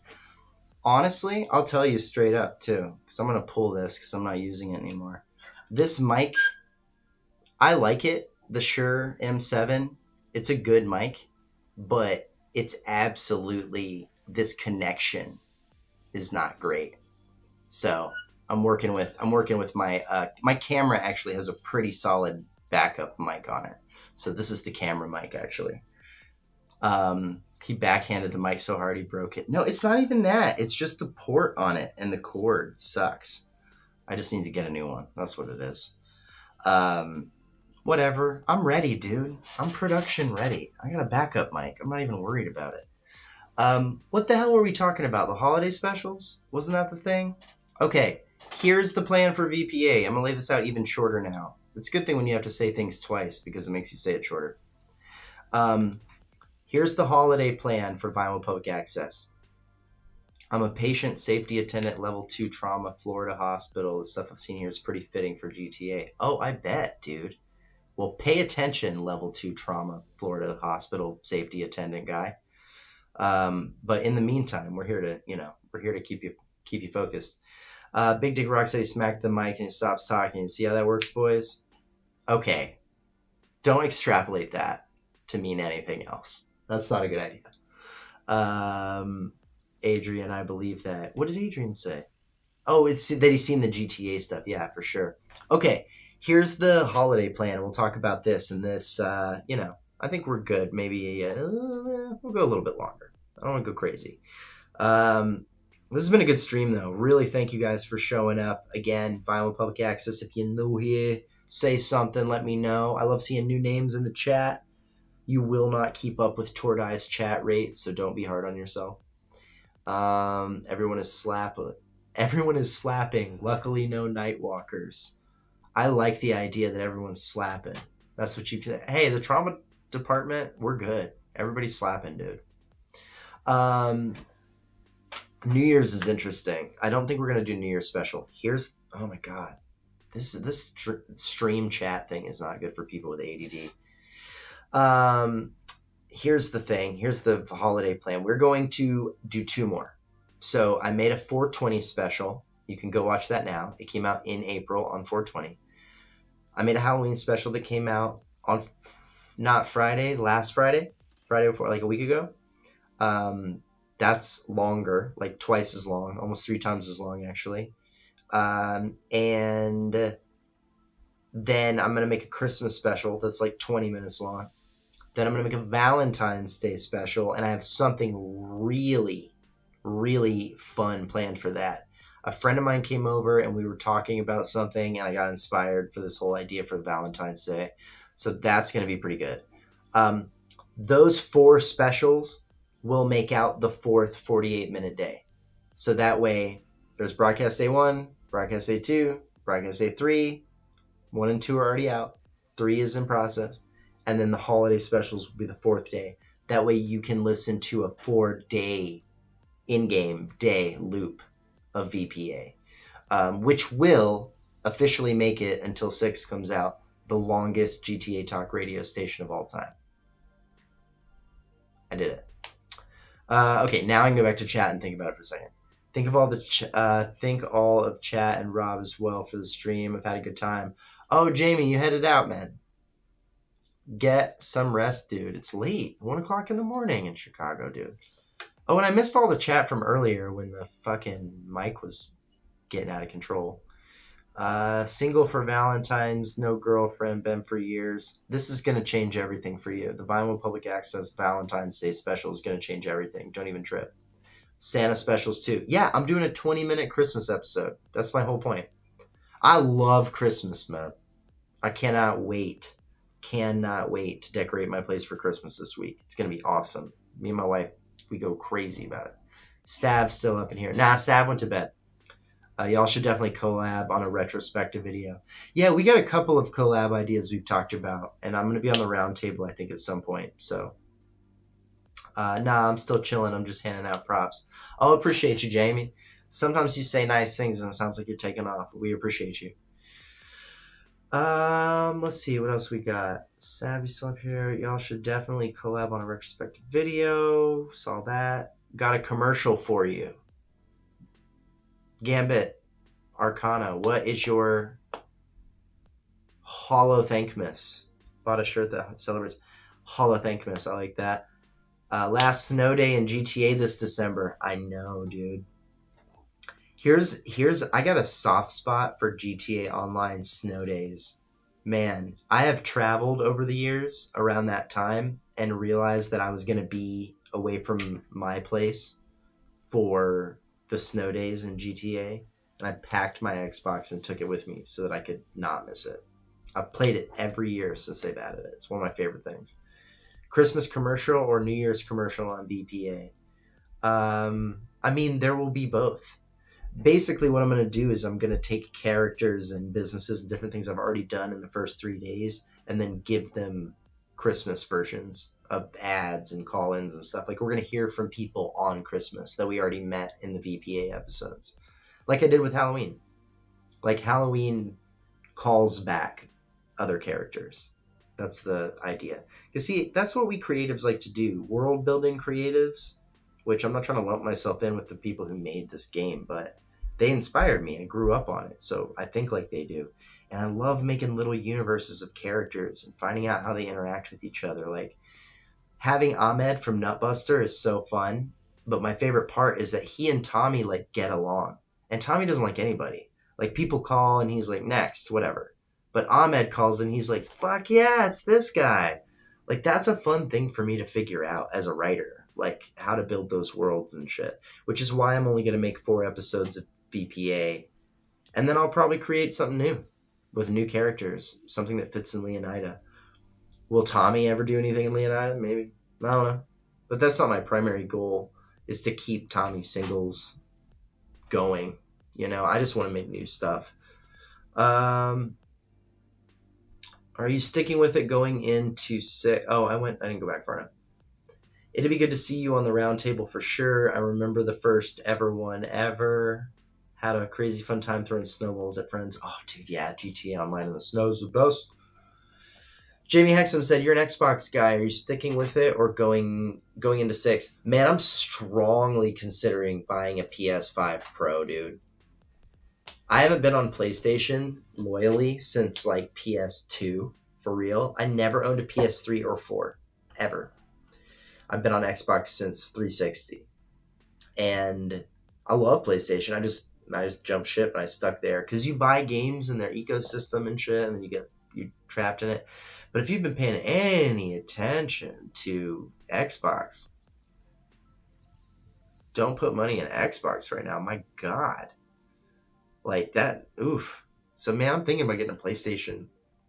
But I really want them to have cross-platform play, dude. Please, just let me...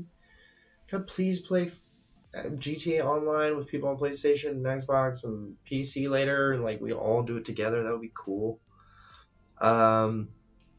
Missed my question, no problem. So sorry, Gambit. I mentioned next level for GTA is VR. Did you ever see the GTA VR video with Steve Ogg? No, I don't think so. Sorry I missed your question. Whatever happened to the GTA San Andreas thing on the Quest? Zuckerberg. Remember during COVID? It was like 2020, 2021, he came out and he had this little weird update and he was like, we're so excited to announce. I'm almost dressed like him. That's gross. We're so excited to announce Meta Quest. It's going to have GTA San Andreas. And I was like, fucking, that's cool. And then not a fucking word about that from anyone ever again.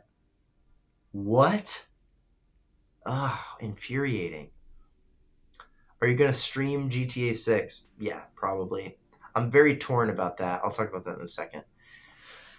Go with the PS5, man. Microsoft is headed to weird places. I agree with you. They don't seem to care about their customers. It does feel that way. That new price increase was gross. PS5 Pro will be the best way to play GTA 6 for the first year. That's hard to argue with. It's a fucking $800 system or whatever, so it should be. That's fun. I saw it. Yeah, the San Andreas thing. That sucks. Like, tell us what happened. I think my last comment above would be a funny idea for GTA 6 add-on in the in-universe radio. Okay, let me go back up, Greg. Sorry. Let me go back up, Greg. Oh, wait, you said ADHD. Then what did you say? Did I miss another thing? Tell me again, Greg. What did you say is your idea? GTA San Andreas VR got canceled. I mean, I think it got canceled pretty obviously, right? Like, we would have heard something. It's on YouTube. That project got indefinite on hold. Oh, okay. I never saw anything announced about it. And I feel like I pay pretty close attention to stuff, so I'm kind of surprised to hear that. Let's see. What else? Very good. Yo, Greg, what was your idea? Tell me your idea. Also, I feel like Gambit Arcana, didn't you say you had an idea for something that you were sharing? What was that? Tell me your ideas. 100% canceled. Man, Tortai, you just be saying stuff, though. I don't know. I feel like at this point, you could at least do Vice City in VR, right? That would be so easy to render in that quality in MetaQuest 3. Wouldn't you play Vice City? At least be able to get in the cars and drive around? You wouldn't care that it was all blocky and shit, even if you were seeing it up close. I don't think so. I think you could do it. I think you could do Vice City on like Quest 3 and it would be fun. And in the music, if you keep the music license, man, imagine just driving around the old Vice City in VR, listening to the radio and shit. That would be super fun. Man, I love VR. I've got a Quest 3. I really do fuck with VR. I don't play it as much as I should, but I love it. Absurd only makes comics. Tordai, that's not true, dude. Yo, Absurd Ventures is making a video game right now. Go listen to the Dan Houser interview. He talks about it. They're making a video game right now. He says 4 to 5 years before it's out. Absurd Ventures, Dan Houser, new video game IP. Video game, not just comic book. In the next 4 to 5 years. The Hollow Thankmas, combining all 3 holidays. Oh! I don't think I was familiar with that. Hollow, like a turducken. Got it. People eat up the essay style stuff, especially for VPA. Man, people seem to like my essays.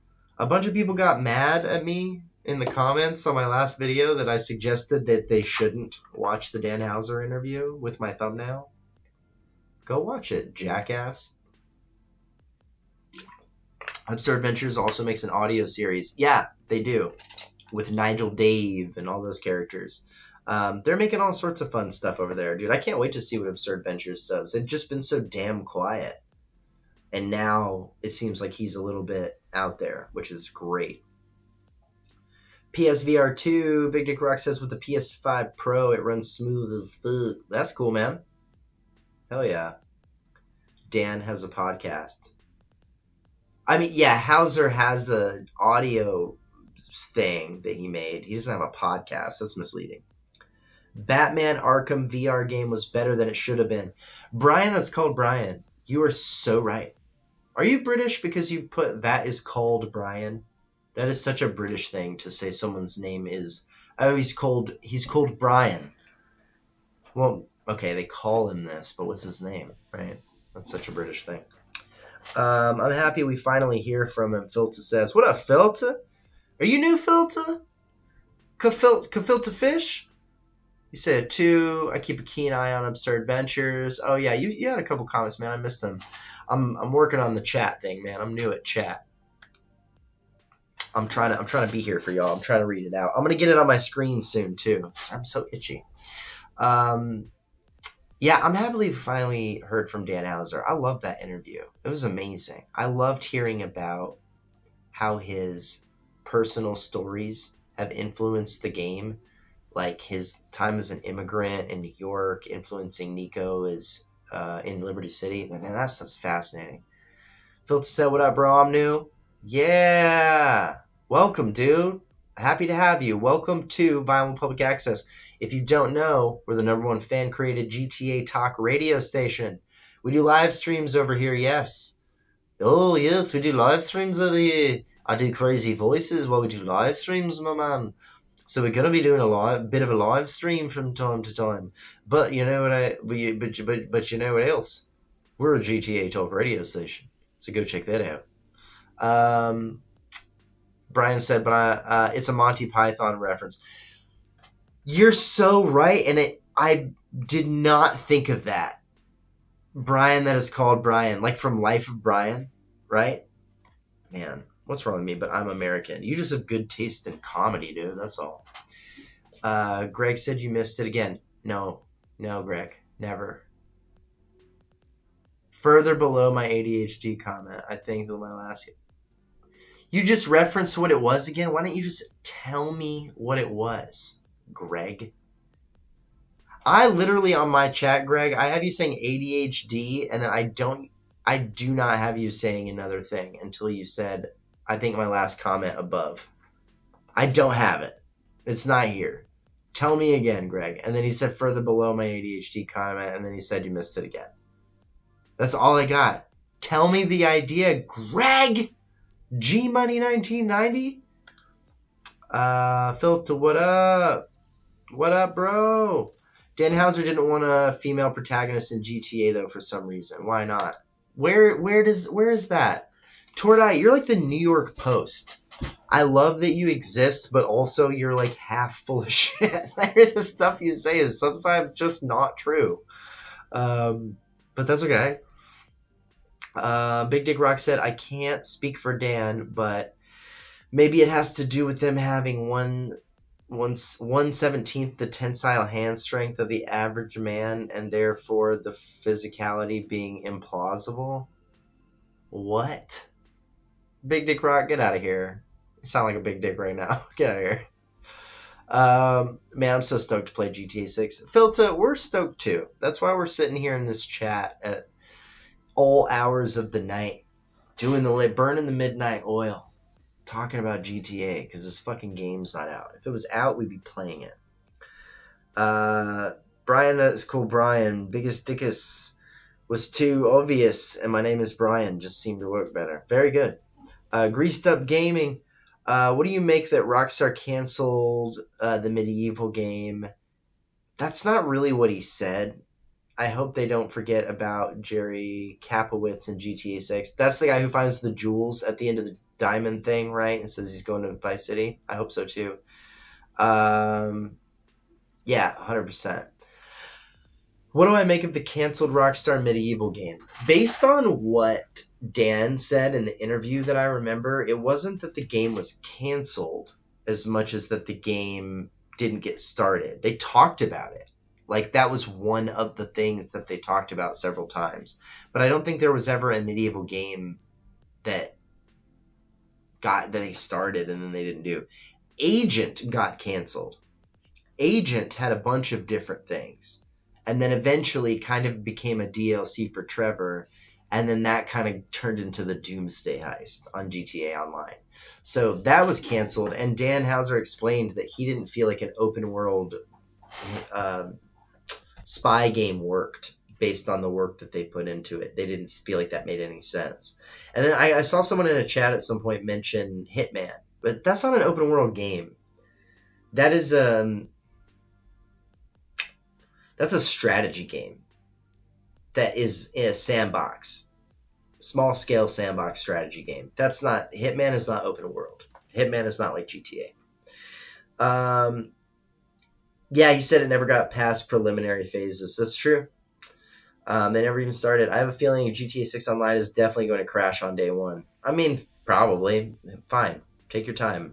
It took probably 6 months for GTA Online the first time to like kind of work and like really make sense. They had to put a couple updates and give us some stuff. And then by like the next year, it was kind of cooking, right? Before that. And then it took a few years before they really had it full of content. It felt kind of empty for a while. It's not showing up, Greg. It might be, I don't know if it's not showing. I don't know why. Let me check. I'll scroll back up, dude. You know I love you, Greg.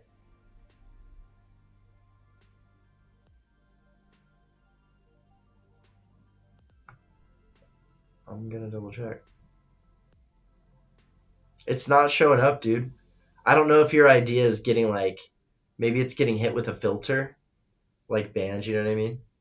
I keep trying to type you what I was saying, but then you skipped right over it. Yeah, no, I'm not. I'm not seeing it, dude. I'm literally only, Greg, I'm only seeing you in the chat talking about how I'm not seeing your chats. And I'm reading everyone that I see that has your name on it. I promise you. It's insane that I would make that up. Let's see. What else? Tordai. Didn't even start the game. Moves to Vice City. Ammunition with Jerry. Yeah, got it. Not Phil. Phil in trailer 2. Yeah, I think the thing with Phil in trailer 2 is very confusing. I don't even want to guess about that. Who knows? I would love to see how far they push the NPC interactions in the gameplay trailer. I would love to see that too. Hitman is linear about killing people. That's right.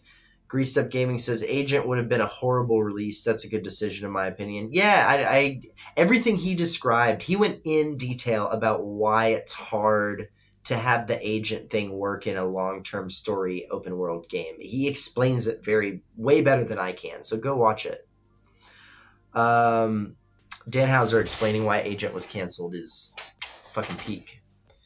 Can we see the VPA Studios? This is the VPA Studios, man. You're looking at it. It's right here. Clinton Ave and Alta. That's where we're at. iPhone is on drugs. Gaming industry. Yeah. Refresh chat did that. Concord shook the gaming table. Dusty, no one wants to repeat that. I keep trying to type it. Yeah. Is it because I have numbers in it? Maybe. It might be, Greg. I don't know. But I just got, is it because I have numbers in it? That's the next one I got after you said I keep trying to chat. I keep trying to type in and you keep skipping over it. I'm not seeing anything else from anybody. Tordai, no interior. There is no interior for Vinewood Public Access because I'm not good enough at programming and game recording to make that. And I only want to use in-game assets. I'm not going to use a bunch of AI to generate some in-game thing. I've seen other people do versions of, like, I'm not mad at the setup that, like, Bav has is good, and MCT has his own. They're like little animated kind of things, and Dan Dawkins and James Jarvis on GTA 6 o'clock, which, hey, watch their 100th episode. You may or may not see a guy. I don't know.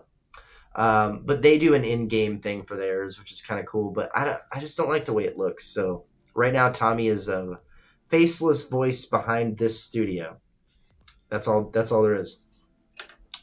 Jamie said, I've never been convinced it's Phil Cassidy. I won't be until I actually hear his last name. Yeah, of course, because there's been so few characters that carry over into this universe.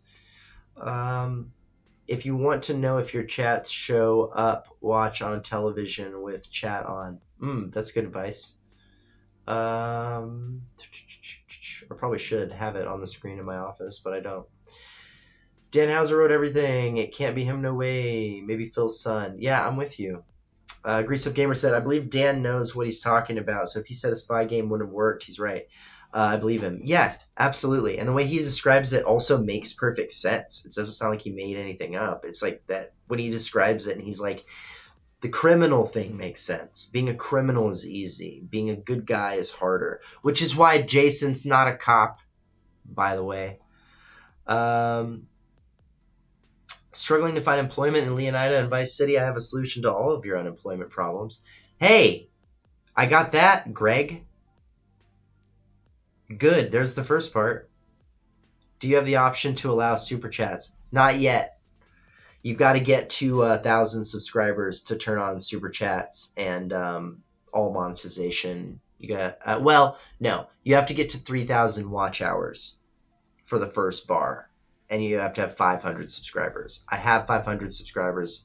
I have like 8 something, and but I don't have the 3,000 watch hours. I just started making long contact. I've read Jamie's chat. I will answer you. I just started making longer form content that's not the radio that gets enough views to get me there. I'm about halfway to monetization, the first level of it. Hey, you want to go get me to monetization quicker? Go get the radio station and put it on and listen to it in the background. Loop those 8 hours. Go watch my 2-hour video and leave it on in the background. You do that enough and I'll be super chatting in no time. Did James and Dan contact you? I might know a guy who emailed them about a week ago. I don't want to speak too soon. Watch the 100th episode of GTA 6 o'clock. It's gonna be good. That's all I'm gonna say right now. I will say this. I've been watching Dan and James since GTA 5 o'clock. I used to work at Comedy Central. That was my first TV job. And I worked in a cubicle all day at the network. And that was in 2013. And I would just sit there and listen to Dan and James for fucking hours. Getting so excited. You got no parking lot. No, we do have a parking lot, man. Are you talking about for VPA? There is a parking lot next to the studio. It actually wraps all the way around the studio. We have a back alley too. Yeah, so anyway, back in the day with GTA 5 o'clock, they asked for volunteers to email them to offer to help with social media, and I emailed them, and then I listened to the next episode, and they were like, we picked Rob Morris to help us out. He works at Comedy Central. Like, they said my name, and we emailed a little bit, and we were going to do a whole collab thing. This is literally back, like, 2013. This is, like, 12 years ago. And we were going to do a whole collab, and then for reasons I honestly can't totally remember, it fell apart. Like, I wanted to do, like, almost a version of GTA Guesser way before that was a thing. I had that idea in, like, 2014 to do GTA Guesser when the game first came out, because they wanted to make social media content for people to interact with. And they didn't want to do that for whatever reason, which made sense when they explained it. And so we never collaborated. So we never ended up doing the thing. But I've actually already, like, kind of interacted and exchanged words with James and Dan years ago. So we'll see. We'll see. That 100th episode should be pretty good. I was not on Comedy Central. I worked at Comedy Central at the network. The second part of my fictional idea ad had a made-up phone number. Maybe that's why. That is why you can't see it in the chat. Oh, you wrote it out. 1-900 get a job today to find out more. I like your idea, and you're 100% right. You can't put a 1-900 number in a YouTube chat, which I just found out. I keep seeing the numbers go up, which means new people are dropping in and sticking around. Welcome to Vinewood Public Access, baby. Let's see what else we got. Let's catch up on some chat. I'm still not buying that Jason is a cop. That's because he fucking isn't one. Lucia, I should stop swearing so much, right? This is not for children. I clicked that box. Lucia being an informant to get out of jail seems more likely, where she'd have to choose to turn on Jason or not. Betrayal is always at the center of Grand Theft Auto. So 100% Jason and Lucia will be forced to maybe try to have to betray each other. One way or another, one direction or another. That will happen. It always does. One video that I am going to work on, I've already started mapping this out, from a screenwriter's perspective, because that's what I do. I make TV shows, produce TV shows. From a screenwriter's perspective, you have to understand that every GTA game is the same. They're all the same, right? You're betrayed. You work with the cops. You steal stuff. You go here. You kill them. You do, like, the elements are the same. And I'm about to ruin something for you. So look away if you don't want to know. Here it comes. Every Grand Theft Auto game has the same plot. Okay? Every one of them. And they also have the same plot as almost every movie you've ever seen. It's all the same. It's all the same. Can I tell you why? Here's every movie. Here is every movie. There are some movies that are experimental, that are weird, that are art, that break these rules. But if you saw it in a theater, odds are, here is how the movie works. And this is every GTA game too, because GTA and Red Dead are based on movies and act structure. Books don't work the same. Books can work all sorts of different ways. Here's every movie. You take a likable guy or gal and you get him stuck up a tree. It's a metaphor. Then you throw rocks at him. Then you get him down out of the tree. End of movie. End of game. It's every single 1. Do you want me to take you through them very quickly? Claude, GTA 3. Likeable guy. Somehow he's likable enough. Get him stuck up a tree. Well, in the very beginning of the game, Catalina betrays him and leaves him broke, so he has no money, he has no future. Stuck up a tree. Then you throw rocks at him. That's most of the game. The trials, the tribulations, those are the rocks. Then at the end, he kills Catalina and everything's fine and he can run around the game doing whatever he wants because it's over. Back down out of the tree. Okay? Vice City. Tommy Vercetti. Likeable guy. Find him. Run him up the tree. That's Vice City. That's Sonny Forelli running him to Vice City and making him build the business. Throw rocks at him. That's people trying to kill him while he tries to take over Vice City. Then he kills Lance after he betrays him. Kills Sonny Forelli. Now he's got the city to himself. Back down out of the tree. Nico moves to the... I can do it over and over. Every single story is the same. So what's going to happen to Jason and Lucia? Let me tell you right now. In the beginning of the game, they're going to get stuck up a tree, folks. Something's going to happen. They're stuck up a tree. They've got some trouble. They've got some struggle. And then we're going to throw rocks at them. People are going to try to kill them. People are going to try to get them. And then at the end, they're going to kill somebody else. Maybe each other. And then they're going to come back down out of the tree. What Rockstar's been doing recently is they kill the guy while he's up in the tree. And then they bring back down another guy. Right? So you play as Arthur Morgan and you get him stuck up a tree. And you throw rocks at him. And then he dies of tuberculosis in the tree. And then John Marston comes back down. And Red Dead 1, same thing, right? John Marston gets stuck up the tree. And at the end, he's killed in the tree. Literally. Comes down out of the barn, he's killed. And Jack takes over. And he's the one who comes back down. So there might be a version of that in GTA 6. We'll see. Claude took Catalina from CJ. He did CJ a favor. True shit. So true. Let me catch up on this a little bit. Rickshaw, what's up? Rickshaw is a great name, and welcome to the chat. I don't think either of them are cops, to be honest, but you always do missions for government agencies in GTA, and I think it's more likely the corrupt cops trying to pin them down. You will deal with corrupt police. It is a fundamental part of GTA. You will deal with them. They will make you do things. You will be like, police, feds, whoever, don't make me do this. And then they will. And that's the mission. Because that's the game.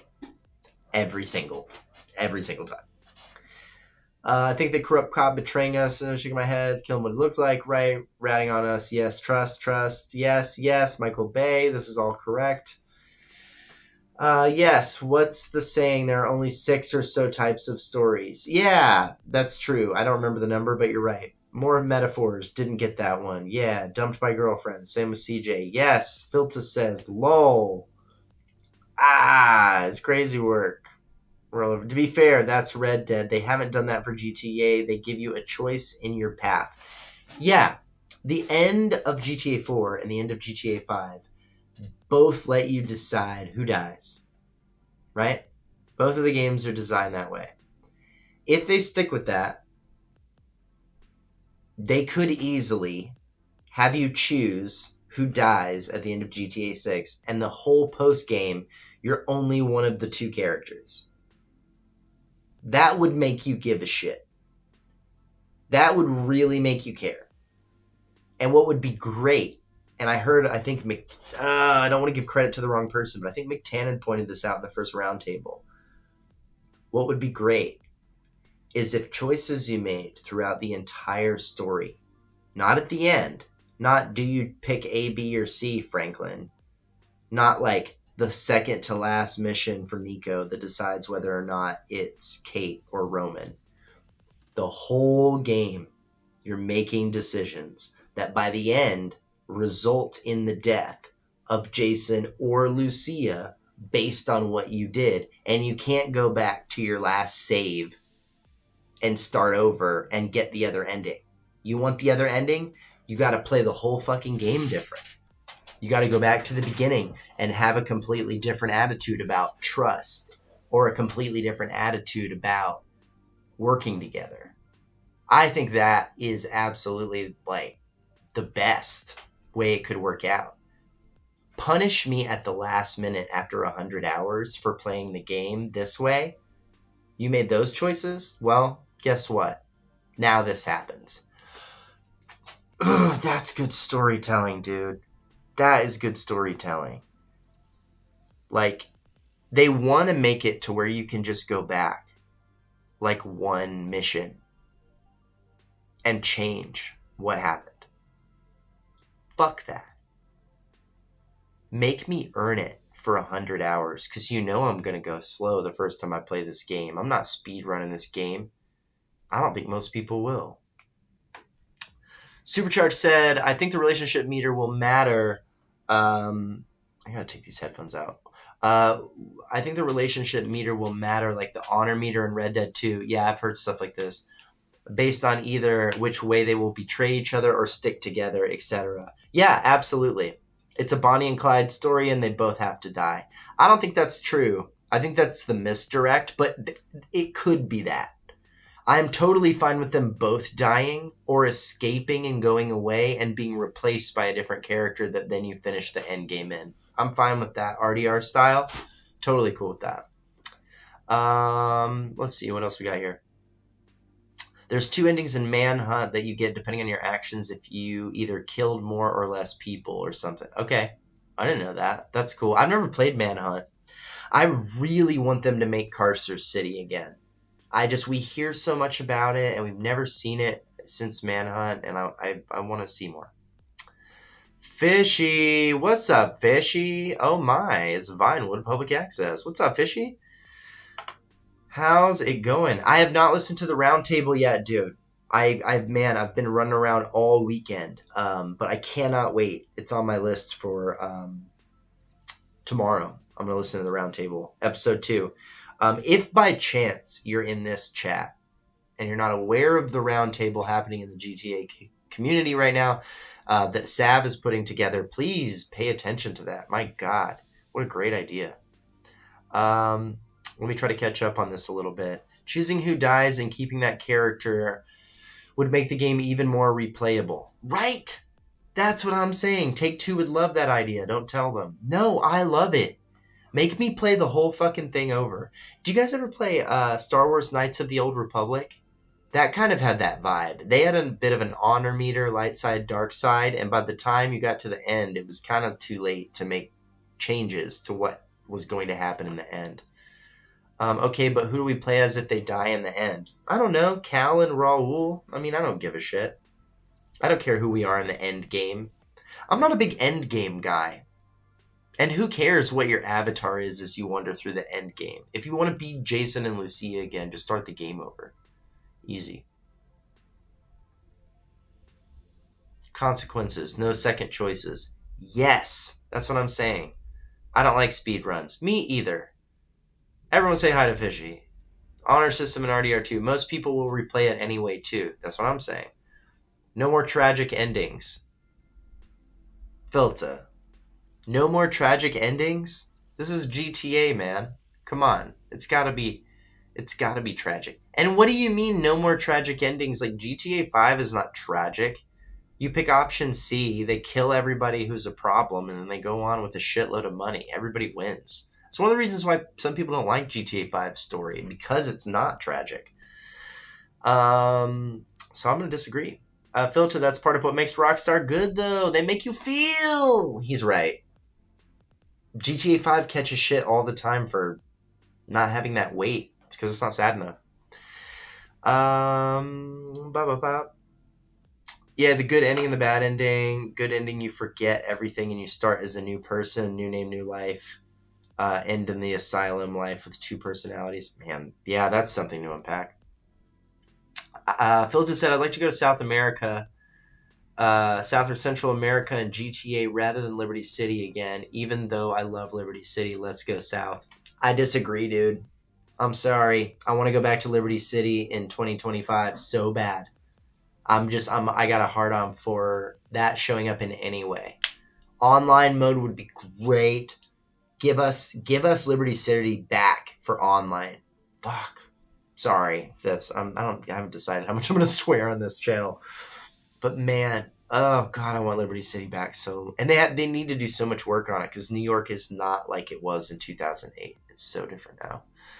And I'm not that interested in South America. And I think of Grand Theft Auto as an American series. It needs to be in America. I think that's the point of the whole shebang. Fishy said, the round table. I have no idea how I got there. I'm a lot more removed from the day-to-day discussion of GTA versus everybody else, but Sav is such a good sport. Dude, Sav's the man. He's part of who's building this community. Rickshaw, you're absolutely right. I agree. Cal, they say Sal is the third guy. Cal is the third guy. Yeah, I think that might be true. He seems cool. I want to know more about him. I like it too, but I'm sure the average audience would hate the replay idea until after they play it again. I don't think so. Cyberpunk did that, and people liked replaying that game as a totally different character from the beginning. I think it'll have... I think once you find out, which of course it will become loud in the community, people will talk about it. Once people find out you have to replay the game from the beginning to get the other ending, they'll go do it. I'm not worried about that. Isn't Carcer City based on Chicago or Detroit in universe? Yeah, it is. There's some Kansas City in there. There's some Buffalo in there. It's just Rust Belt American City. I would love to see more of it. Let's see. Oh man, I'm not fucking catching up on this chat. There's so much.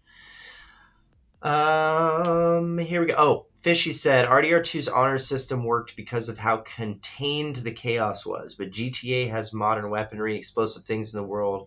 It needed an entirely different approach to RDR2. I agree. I think the trust meter and the relationship between the two of them is more interesting than just morality, because morality in the Old West is more interesting than a study of morality and ethics in modern day Miami. I don't know. Wanton destruction will be significantly higher. Right. Exactly right. Fishy, why do you have a check mark on your name in a gray box? It's a mystery to me because he's a big deal. You know, as soon as you become an official big deal, that's when you get that. Did GTA 6 O'Clock do a spot on VPA a few months ago? I wasn't sure, but I emailed them day 1 and day 2 and told them they need to have you on for episode 100. Rooting for you, man. I love GTA 5 O'Clock too.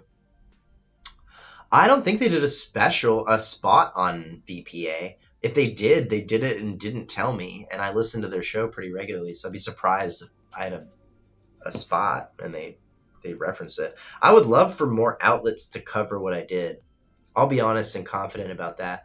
I think Vinewood Public Access isn't like the radio station. I think is a great piece of content. Like I think it's good. I worked really hard on it, and I didn't make it by myself, so I'm not just patting myself on the back like everybody else who did the voices and helped me with writing and different. Like it was a group, big team effort, lots of people, and I think it's really good. And I wish more people would kind of be like, hey man, check it out. This guy made his own thing. But no one cares because they want to talk about GTA 6, and it's a piece of GTA Online content, which is dying. So I don't blame them. I get it. Yeah, give us Liberty City. Toda, I disagree. Fuck bowling. I'm cool with bowling. Let's keep it. They need more Subway in Liberty City too. Yeah, the Subway was great. Cal is a Haitian part of the Haitians. Cal does not location. Filton says Liberty City would be amazing. Don't get me wrong, but why can't you satirize South America? You can. I just say they haven't in the past. And so that would be a new thing. And I want to see Las Venturas. I want to see San Fierro. I want to see Carcer City. I want to see Liberty City. We already have canon cities in the GTA franchise that we need to see refreshed. Like, that needs to happen first. I think we do that before we go to Bogota. I don't know. Let's go bowling. What else? I used to be an official big deal. YouTube just forgot to withdraw it, and then I faded from relevance. I don't know about that, man. I should create an identical account so I can slip in without the verification tick and tell everybody I'm not really him. I think you should do that. I think absolutely get your ghost account going. Tord, I said, where is VPA in Vinewood? VPA is in North Vinewood, in downtown Vinewood, which is the part that's kind of almost east, headed towards the casino. It's on one of the northernmost streets that runs east and west at Clinton Ave and Alta. So I think Clinton Ave is the east-west street and Alta is northwest or north-south. Not so fishy. That's pretty good. What is the opposite of fishy? And not so fishy is the best joke right now. I'll have to see if I think of something else. Let's see, what else? Yeah, another country. GTA just probably won't be a thing. It might not even be Dan Houser during the interview. Honestly, yeah, I feel like GTA, it's like I don't know if we get any other story games in GTA. I think it might retire to online and keep being that for like a very long time. Unfishy is good. I'm on board with those cities, of course. Filta says, yeah, I think that's what we do. Honestly, like I think the real chance of it is we go to online, right? We go to the new GTA Online, and they just go harder on DLC because in the past they're really limited to the way they designed GTA Online. It's all spaghetti code, and they can't go back and change a bunch of stuff. But they did their best. And they added a lot of cool shit. If you don't respect the amount of content that's been given to us for free in GTA Online over the past 12 years, like you're not being fair. That's crazy how much they gave us for free. Like, can you buy shark cards and GTA Plus? Yeah, you can. You don't have to. All included. Like, and there's so much they can do with that in 6. Bring every city back. Would you rather get GTA Online map expansions every 2 years, or would you rather get story DLC with like new characters? A whole spinoff, let's say, where Cal gets his own thing, or Las Venturas. Which one's better, really? That's a real question. Drop it in the chat. Regular story updates or map expansions? And the map expansions are going to come with content. They're going to come with missions. They're going to come with like Yusuf Amir style stuff. But would you rather get episodes from Liberty City? And you're going to get the map expansions. Man, those two things take different kinds of time to get done. So who's to say? DLC with a new map. I'm going to agree. DLC with a new map. And I'm okay if the DLC is smaller with the map than if you gave me a bigger DLC in Leonida. Give me 10 hours. Give me 15 hours of content, but a new map. And then later you can add to that map. Yeah, give me that. Let's see. Leaning towards the DLC. Story DLC, but what's wrong with a bit of both? Yeah, I agree. I mean, you want a little bit of both. Map expansions for sure. DW, that's a new name. What's up, DW? Welcome. What's happening? Story characters, preferably both, but I'd have to say story updates. It'll be polished, cool, add to the base game. Yeah, absolutely. I want more playgrounds. Story is cool and all, but I need to have variety in maps. That's legit. I'm with you. I think it makes all the difference. Domislav! What's up, my guy? Hi, Rob. I don't know what your accent sounds like. Hi, Rob. I just wish there will be some synth pop wave radio station. I think you can count on that, my guy. I think the music radio stations are going to blow our fucking minds. Do you know what a good get it is to get your music in GTA? Better than it ever was. The licensing fees have to... The weight that you go into in a negotiation as Rockstar to be like, excuse me, Sony Music, I know you own this song, but I think you want it in our game. Like, it's a totally different ball game than what they were doing in GTA 5. And hopefully they figure out licensing so they can keep the music in the fucking games forever. Because, God, I hate that. I hate buying the definitive edition of Vice City and half the music is gone. I hate getting a DLC in GTA Online, and one of the other things that happened is they took a bunch of the music out of the game. Fix that shit. RDR2 and GTA 5 didn't have story DLCs. No, they didn't. They had online instead. And that had a story. It just wasn't as good. And it barely counts. Rockstar makes great characters, but I can't see them making ones interesting enough to make Leonida fresh again, however many years in. Maybe. Yeah, maybe. I get that argument. I hope we get old music too in GTA Vice City and the old radios. I mean, it would be cool to bring back some of them, right? Like West Coast Talk Radio, WCTR, is in San Andreas, and it's also in GTA 5 because it's the same place. You could do V-Rock again. V-Rock could be the classic rock station. I mean, I'm cool with that. Can you imagine if they bring back Vice City Vice City Public Radio? Oh my God, I would love that. This map's going to be huge, though. Don't take it for granted. Phillips is right. Supercharged 71. Man, you've been here for hours, Supercharged. You've been here for like 2.5 hours, brother. Thank you for your time. Expand them, and so has Torda's been here. A bunch of y'all been here. I appreciate you. Welcome to Vinewood Public Access. Expand the map like RDR2. Could have had Mexico added. Agreed.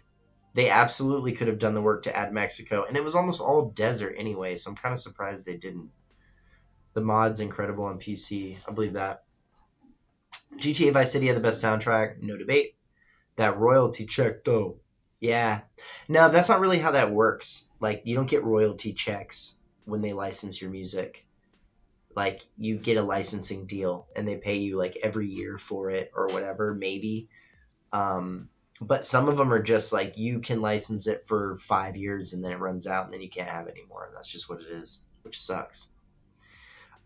Is there a yellow filter on me? Not intentionally. I hope not. GTA 5 had too many famous songs. Older GTAs had not that famous songs, old and new. I like both. Online is the story continuation. That's my point. I've always said that. Greg said, I would like GTA 6 to have playgrounds like GTA 4 and bring back the swing set glitch. It would be cool if there was one place where that happened. I like that. Swing set glitch is classic. Let's go. Regarding the music, I'd love to hear covers of songs from Vice City and Vice City 2. Yeah, that would be cool. Can we get Vice City public radio? Like, yeah, I want to get all of the chat radio stations back. That would be cool. If Maurice Chavez came back the way that LAZLOW was back for 5, fuck yeah. I need them to update the stations. I love the music, but after a while, it's like the talk radio. I've heard it enough that I'm using Spotify to listen to new music. Brian, that is called Brian. Do you listen to Vinewood Public Access on Spotify? Are you all subscribed to us on Spotify? Can you help me out? I have like 43 subscribers on Spotify. Get your ass over to Spotify and subscribe, because we're not going to blow up your feed. But if you want the audio of everything that we make that's the radio, it's on Spotify. Check it out. Gambit Arcana, I think Cayo Perico was a test run to add older cities into GTA 6. How is it a test run for older cities? Wasn't Cayo Perico new? Maybe they can integrate. 4 original soundtrack was good. Dude flexing his necklace. Yeah, dog. Flexing my necklace, motherfucker. Maybe they can integrate streaming or something in a Spotify way that will allow you to stream music, but I don't feel like aligns with Rockstar. No, they should not do that. Also, TGG made a great point in the first roundtable. You could just do that yourself. Just if you have a PS5 or a computer or a phone, just put your headphones in and listen to whatever you want. Like, there's no stopping you from doing that. You don't need it to come through the little click wheel radio. You need that? You don't need that. What would be great is if stuff like Vinewood Public Access and other user-generated content could be added to the game. You know? Let Rockstar license the music, but let someone else be the DJ. Like, let a UGC DJ show. Let McTannen have his own show in the game. Would you not listen to that? You're driving around. Wouldn't you listen to 104.5 MCT? Like in the game, if they'd let him do his own thing? Maybe occasionally there's even like a Fortnite-style live service broadcast of Vinewood, of MCT, in the game.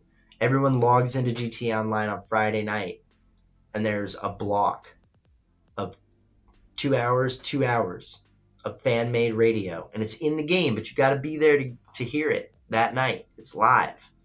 That would be fucking cool. That's what I want. Vice Public Access. Maybe Vice City Public Access. We'll see when we get there. We need LAZLOW in GTA 6. Not going to happen. Also happy to be here, man. First stream I've caught of yours, and it's fun. Hey, Supercharged 71. You're fun. I mean it from the bottom of my heart. Thank you for being here. Before you know it, we're going to have monetization, baby. We're going to have memberships and chat and stuff. When I get to monetize, it's going to be fucking fun in here. I'm going to have so many cool things that go off when people subscribe, get that chat, get that membership.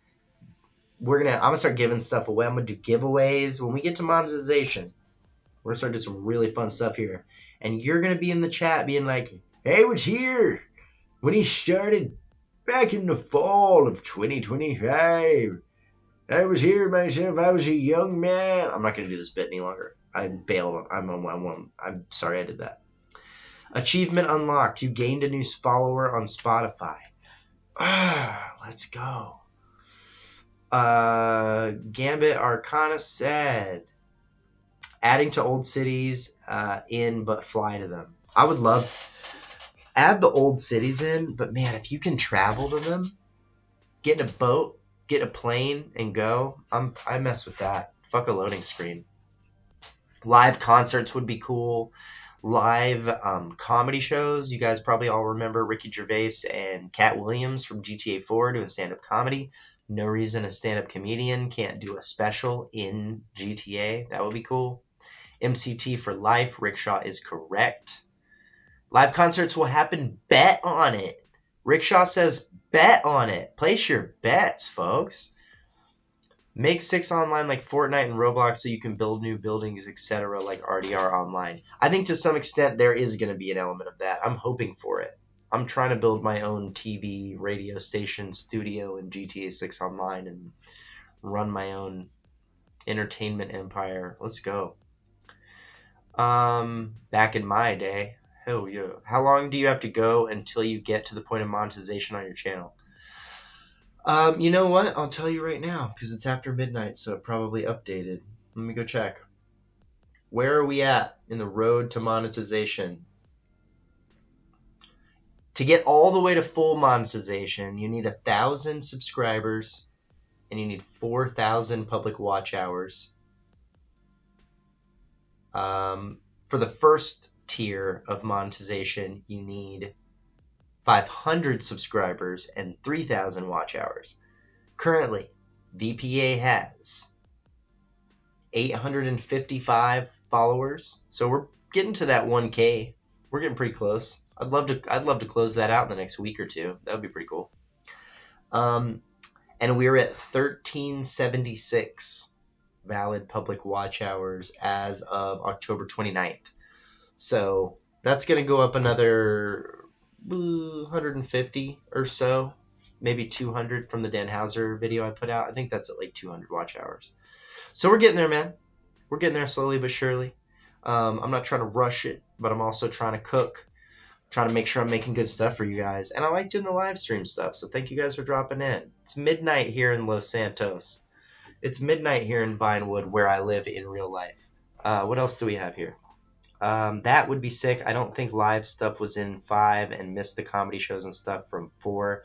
5 had the movie theater and the TV channels and the radio.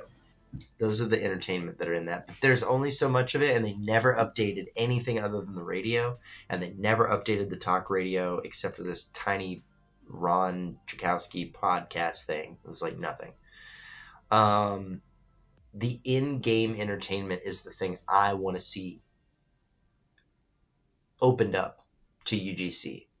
Let me make in-game TV shows and radio shows and stand-ups or whatever. Like, let me make it, and then you put it in the game. That's what we need to be doing so that people can watch it. Hey, I made my own radio station. Have someone at Rockstar listen to the whole thing, make sure it passes the test, it's high quality, and then put it in the game. Let people access it. I wish you didn't have to be a monetized channel for us to be able to send you super chats. Well, the whole point of a super chat is that it's tied to money. Like, that's the point, right? Let's see. What else?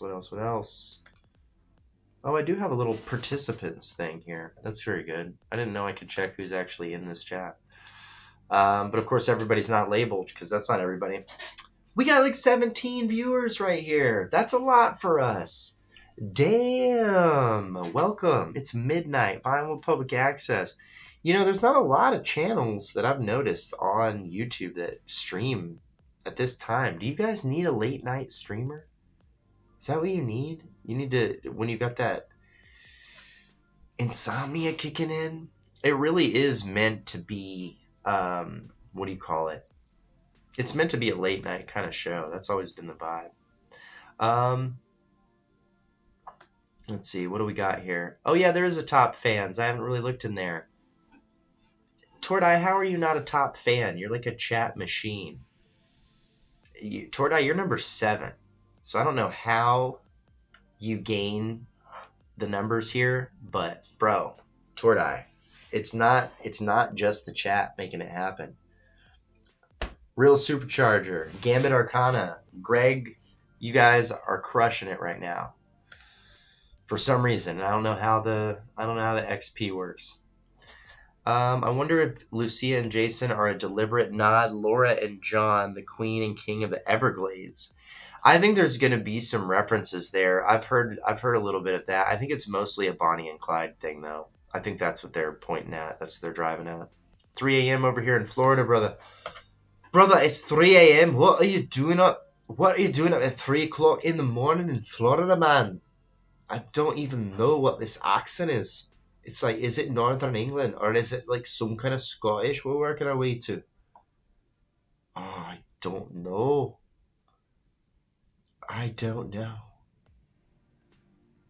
Oh, no. TGG. No, you didn't. Everyone ignore this TGG Matt thing. Everyone ignore it. I can't believe I even just said anything about it. Insomnia Radio. That's right, dude. Burning the midnight oil, baby. Maybe the length of comments. Say what you want about him. Pirate Software streamed late because he knew he'd get the night owls and those across the waters to tune in. Hey, it's working out for me. I'm not mad about it. 3 o'clock with Gambit Arcana as well. I'm not usually home around this time for me. I have a feeling you'll see a pretty even progression between the channel and GTA 6 hype. The content's great. It's the algorithm that's the problem. It is and it isn't. You know, like I said, the audience is not here for it. The audience wants GTA 6 stuff. And you're right. The GTA 6 hype will change things quite a bit. I think when trailer 3 drops, I'm going to cover it. So is everybody else. But I think that will also help overall on my channel. I think a bunch of my other videos are going to go get watched because they're evergreen. Meaning that, like, you can watch them whenever. Like, my content is like, what are they going to do in until the game comes out. After it, they'll be irrelevant. But, like, you're wrong about GTA 6's story and Dan Houser and Laszlo. And these things are not changing. So there's no reason why people can't then go find those videos. Which has been my goal, to try to make more relevant stuff. We just hit 100 views overall in this stream, which I think is a record for me. So thank you guys so much. If you haven't liked the stream already, please do. It's very helpful. If you're new here, we are Vinewood Public Access. We're the #1 fan-created GTA talk radio station. And GTA 6 Trailer 3 coming tomorrow because Greg said so. Greg, get out of here with that.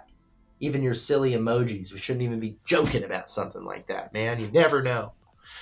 But I do appreciate everybody dropping in. Average view duration is what? 19, 15, 20 minutes on average. Man, here's my watch hours right here. Let's hope that people check this out. It doesn't count, I don't think, the people who are live here right now, but it will. Supercharged71 says, oh man, you'll absolutely explode once this marketing kicks off. And if you make content talking about it and such, you'll keep growing and growing. Excited to see what you do. Don't be a bum. Hit that thumb. Thank you, Supercharge. I appreciate you. Brian said, I think you have a unique insight. You're a fan for sure, but you write for a job, so you could break down trailer 3 in a different way than some will. That's my hope. My hope is to offer a different perspective. I don't just want to churn out the same videos that everybody else is making. I want to make something that's unique. I want to make something that's different. And so far, man, I think it's working. My videos convert for a tiny channel that gets kind of small views on my videos just because they're new and people are figuring it out. Like, I got videos that I've made in the last month, 4K, 2K, 3K, low numbers, fine with me. But man, the subscribers. I posted the video talking about, is it too late to be a GTA YouTuber? This is the one that TGG commented on, and Sav and Glack and all these guys are commenting on and being supportive. Man, the subscriber conversion, it's like 1,000 views, but there's like 30 subscribers from that one video. People, I don't know what that says.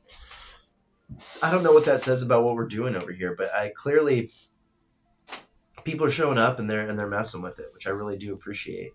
Let's see. I feel like we should put something more interesting behind me. We've been looping this same footage for a long time. Should we just add something different behind me? I have so much footage in this game. You know what? Let's do it. Hopefully this doesn't ruin everything. We could put the show. But that's a little confusing. Let's see. Let's try this. Oh, no, we don't want that. Nope. Sorry, everybody. That was the wrong thing. You know what? This is probably not a good idea. I should just leave this here. It was working. All right, let me head back to the chat. I found you through that video, the Is It Too Late video. Oh, so you're one of the subscribers. You're one of the people who saw that video. So it's interesting to me because that really got pushed. Not huge. It wasn't like it exploded. But man, the people that found it, found it. So I'm fascinated. That's the most interesting video I've made for me so far, as a creator, seeing how it's performing. Because it's not being pushed to thousands and thousands of people, but people are clicking on that and going, oh, fuck yeah. Which is great. MCT said you were good people. Then you showed up in my recommend after his streamed. It was destined. Yeah, well, me and MCT, me and McTannon, he gets amongst it. We have a lot of crossover. We have a very similar brand, but obviously we're doing super different stuff. Man, and he's the GOAT, dude. I'm not even put myself in the same league with that guy. We just have GTA talk radio stations. But he's a fucking champion. And the way he can spit that funny shit with people live. If I had a much bigger group and we were talking about something more in depth, maybe. But I like this late night vibe, man. I like the late night vibe. I feel like I wish I had a cup of coffee. I've had enough coffee. That's why I'm even up. But I like this. This is what Tommy Singles goes through in the middle of the night.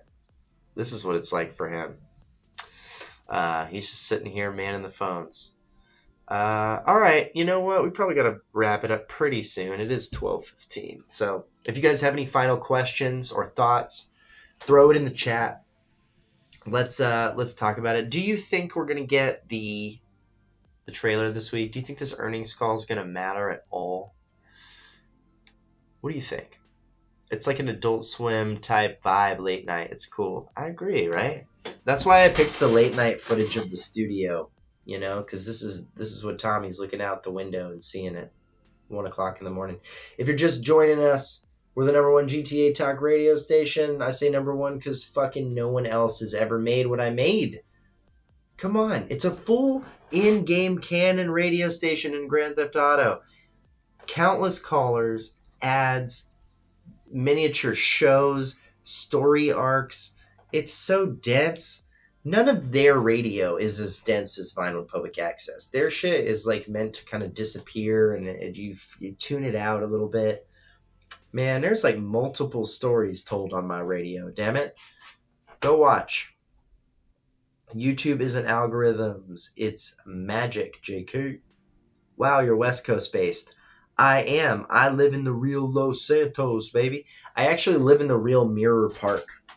I live in Echo Park, which is a neighborhood in Los Angeles, and the inspiration for Mirror Park and Mirror Park Radio.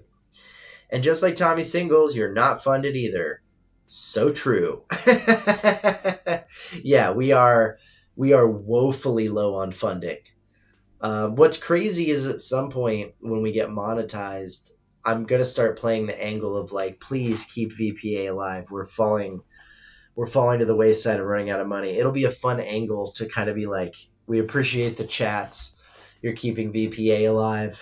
They're about to shut us down. I'm excited to play into that. I think that's going to be a good time. Fire with Fire by Wild Blue could be an ideal song for trailer 3. I don't know that song. I have to go check it out. Brian says, I don't see a trailer coming. I see it closer to the Mansions DLC. Drop a pre-order trailer. Add in GTA Online bonus for pre-ordering. Bumps GTA Online numbers. Makes sense to me. Dodgers fans went crazy there last night. I know, dude. I was at a party last night that was like up in the Hollywood Hills, up in the Vinewood Hills. I was at a party like super late, so I missed the game, and I'm a Dodger fan, so I missed Game 7 because I had tickets to this party, and I planned it for a long time, so I missed the whole thing. But I heard they went bonkers. Which, hey, it's the first time in like almost 30 years that a baseball team has won back-to-back World Series. That's like not a thing in baseball. Some people don't know that. I have high hopes for this call, but prepped in case nothing happens. I'll go back into hibernation mode. Like I was in back when we were 500 plus days without info on 6. Oh my god, do you remember that? Do you remember TGG doing fucking streams? We're just like grinding the hanger business. It's been full 195 days, chat. It's been full 195 days. Like, it's just, man, going fucking crazy, dude. I'm so glad. It still feels to me like the info dump from May is like recent. It still feels like we just found out about trailer 2 and all that stuff. I don't know. Honestly, you seem like a Mirror Park hipster. Very cool. I am a Mirror Park hipster, baby. That's who I am in my heart. Look at this. A little stupid bong just sitting right next to I just have this in my office. I do want to say also categorically that DJ George from Radio Mirror Park is a hack and a sellout who knows nothing about real radio. Clip it out. Tell everybody. DJ George can suck it. You know nothing. Okay? He's a loser. I just want to make that incredibly clear. Dude sucks. Anyway, okay, last comments, last concerns. I might let the radio play out for a little bit as I leave. Just leave you guys with a little bit of Vinewood Public Access. Being based in LA, is it weird to play GTA 5 and see similar things? I'm excited for 6 because it's my home state, and I'm so hyped to see Rockstar make fun of it here. I absolutely love it. Here's the truth. I'm from Texas originally, so I'm from Red Dead country. I moved around a lot, though, and I lived in New York in high school. And then I went to college in North Carolina. And then I lived in North Carolina when GTA 4 came out. And then I moved to New York after college. And I lived there first. So literally it was like I played GTA 4 and I fell in love even more with New York City. And then I moved to New York City and I was like, oh shit, this is all the same stuff. Then right after I moved, like 2 years after I moved to New York, no, like a year after I moved to New York, GTA 5 came out. And I fell in love with, you know, Los Santos again after San Andreas. And I just, GTA 5's version of San Andreas and Los Santos is so much closer to the real LA than GTA San Andreas was. Then I moved to LA and I was like, I already know my way around. This is fucking crazy. Like, you see stuff and you're like, oh yeah, it's just around here. My wife, her dad owns a business here in LA. His building is in the game. And I was driving around and she was like, holy shit, that's my dad's building. I'm like, yeah, babe, this is Little Seoul. Your dad works in Koreatown. This is the same thing. So you're saying you're moving to Miami then? I did tell my wife, I was like, I'm gonna need to go at some point. I've been to Miami before. Like I have been to Miami physically and been there. But after I play this game like crazy for like a year, I'm gonna want to go to Florida and go see everything in person. I really look forward to it, and I'm gonna wait till I play the game and feel comfortable and connected to it, and then go. I'm waiting for George to call in. Yeah, so am I. Pick up the phone, asshole. DJ George. Well, this is the home of underground and alternative radio. Piece of shit. What do humans need to survive? A, air, B, water, C, food, D, trailer 3, or E, all of the above? I think just D. Trailer 3. I'm good with that. Air, water, food. Who cares? Okay, last couple of things. Thomas Morales. I saw you subscribe a while ago, man. Thanks for dropping by the chat. Really appreciate that. Okay, yeah, I mean, we're getting almost 3 hours on this live stream, dude. This is my longest live stream. Come on, let's go. I didn't know if you were still going to be live when I got back. Glad I could drop in for a bit. Hayden was here when we first started at the very beginning, and here 3 hours later, he's back to catch the end of it. We're going to let Hayden bookend this thing. Hayden's a true, loyal fan. I am going to leave you guys on the ad run just because I love it. And Supercharged 71, thank you so much. You know what? Let's shout everybody out really quick before we leave here because I definitely want to show respect. Some names that are still in the chat that have been here for a while. Brian, that is called Brian. Brian, we love you. Thank you for your contributions and your excellent Monty Python reference.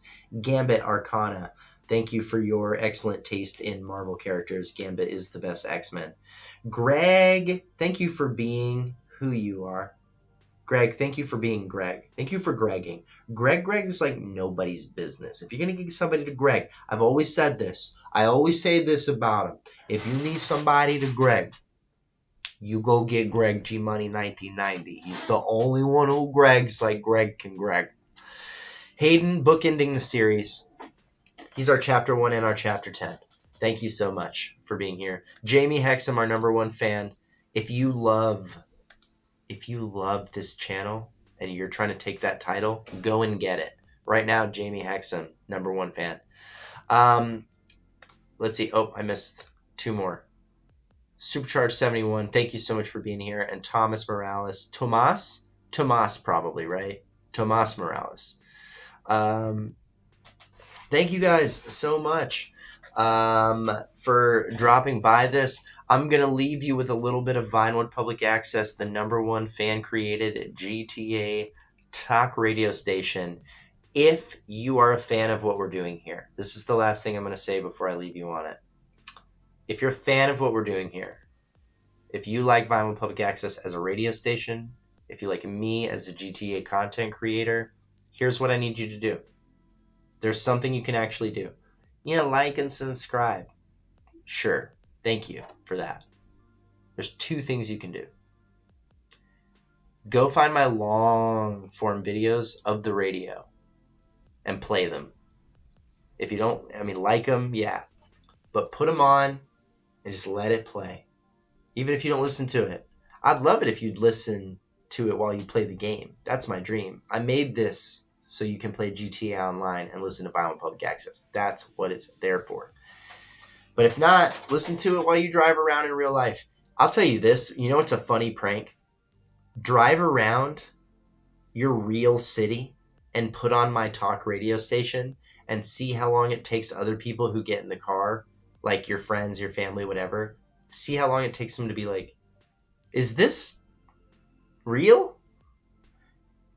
Too many people have hit me up being like, people who drive rideshare. If you drive rideshare, you're driving people around your city, put on Vinewood Public Access and see how people react to the stuff that pops up. At first, they're going to ignore it. And then I'm going to say, or Ahmed's going to say some out-of-pocket shit. They're going to be like, what's happening? If you do that and you record reactions, tag us, send it to me. I will publish this shit. I want to make a compilation of people thinking that Vinewood Public Access is real. So do that. Second thing, go onto other places in the internet, right? Go and do what Jamie does, because this has been the most successful thing for us. Get Vinewood Public Access in the names of other people. Go in a live stream of a creator that you enjoy and talk with other people about VPA. If I do it, it starts to feel like I'm trying to poach or I'm trying to sell stuff in their stream, and I don't want to do that. And I'm never trying to pull other people's viewers away. But we have a pretty cool thing going on over here, and a lot of people don't know about it. The way our channel is taken off the most is through what Jamie's done and what so many other people have worked hard to do, which is to inform the rest of the community of what we've got going on over here. Jamie's over here emailing GTA 6 o'clock saying you got to get Rob on the 100th episode. Other people are always in the chat with Sav going VPA on the roundtable. That is what builds this channel and this community. And I'll get a little sappy for my last point here. I really appreciate you guys. I mentioned earlier in the chat, like 3 hours ago, I don't have a lot of friends that play GTA in real life. You know, my wife will listen to me talk about it because she knows I'm passionate and I'm spending time on this, and it might end up paying our bills. We'll see. But man, I love Grand Theft Auto so much. I'm a huge nerd about it. I know way too much about it. I've worked way too much on this project.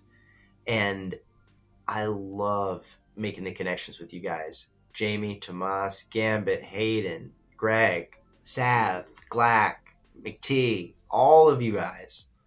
I love having a group for us to just nerd out about Grand Theft Auto because it's one of the greatest pieces of art and video game and comedy and storytelling ever. Ever. And I don't see that changing with GTA 6. It's only going to go through the fucking roof. They know what they need to do. They know where the bar is at. And they have taken their goddamn time to make sure that it's going to be right. So thank you guys so much for showing up for VPA. Thanks for showing up for the stream. Get out there and spread the gospel for me. I can't do the good work. You must do it for me. So be there for me. Back it up. Make it happen. Stay out of trouble. And stay tuned to Vinewood Public Access. Later, guys. You're tuned in to Vinewood Public Access. Vinewood Public Access. Where big time dreams meet Downtown Delusion.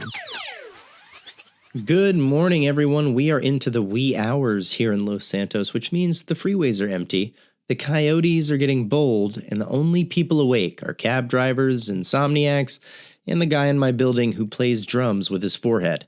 You're tuned in to Vinewood Public Access, the only station in the city with more dead air than funding, and if you're wondering why I'm still here, well, so am I. Until someone books this godforsaken time slot, or until Kevin updates our grant paperwork, we're required to broadcast 24 hours a day, 7 days a week. Public access never sleeps, even if I desperately want to. Now, Earlier tonight, in a moment of weakness and misplaced optimism, I went to Studio Los Santos in Del Perro. Don't ask me why. I think I had some delusion about reconnecting with the kids and what they're doing. Maybe I just wanted somewhere dark to be sad, but there I am, wedged between bottle service and regret, and I spot him. LAZLOW. Yeah, the LAZLOW. That LAZLOW. If you grew up outside Vice City like I did, LAZLOW was it. Voice of a generation, big personality, no filter. He made radio feel like rebellion. It was inspiring. Now, he's in the DJ booth at Studio Los Santos, but he's not DJing. He's warming up the crowd, telling jokes, like real estate jokes. Something about a mortgage rate and a bottle service deduction. I think someone threw a vape pen at him or something, but he fell off the back of the stage, and it's hard to watch your heroes literally fall from grace and age out of relevance, especially when you've structured your entire adult bitterness around their model. And now he's there, floundering, while I'm here ranting into the void in the mid-morning on a station held together with duct tape and city negligence. Oh, there's actually a caller on the line. Huh. All right, enough of that. All right, caller, you're on the line and you're up very early calling into the radio. How can we help? Tommy, I just don't get it. I light my love attraction candle every morning, and yet not one man has knocked on my door. It's been months and no one shows up. All the while, I sit here in my sweatpants, spooning tuna into my cat's mouth because her jaw doesn't work, alone. I'm starting to think it was a waste of a $400 candle. Anyway, thanks for keeping me company, Tommy. Say hi to Kevin for me. Well, you know, they say, if at first you don't succeed, eat, pray, and light another candle. I don't know. And no, I will not say hello to Kevin for you. I do not say hello to Kevin for me. Next. Hello? You're on Vinewood Public Access. Who is this? Who? Oh my God. What the fuck is this? What? No. Hello? Kev? Is this? Excuse me. Can you even hear me? No, let's cut. We need to cut this off. Cut this off. Kevin. Cut this off. What the fuck, dude? No. Wait, hey, wake up. I don't give a fuck, dude. Look, if I have to be awake, you have to be awake. We have to do this. And there's this like random guy breathing some nasty shit on the phone. What? How did he even get through? I want my button back. I want the little button back that I had that hangs up on people. I don't give a shit. Get it fixed. God, I can't even with you, dude. Fucking go to commercial. Go to fucking commercial, please.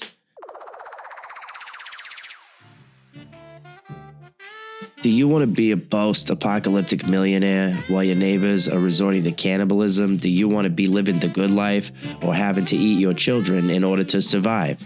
Call Monetary Science today. We buy gold and other precious metals, from silver and platinum to lead and aluminum, including the foil. You're only a few gold bars away from being the king of the apocalypse, my friend, with your choice of all the women, wine, and food that makes it through the end of days. Seriously, when things go down, women flock to the man on top of the hill with the shiny shit, and no matter how fat, balding, or boring he is. $1 invested in gold in 1800 would be worth over $15 today, or maybe more. Now that's a smart investment. You will become the post-apocalyptic banker and really stick it to the masses. That is, if you can avoid being robbed blind by marauding outlaws. Gold is trading at a 200-year high, so now is the time to buy.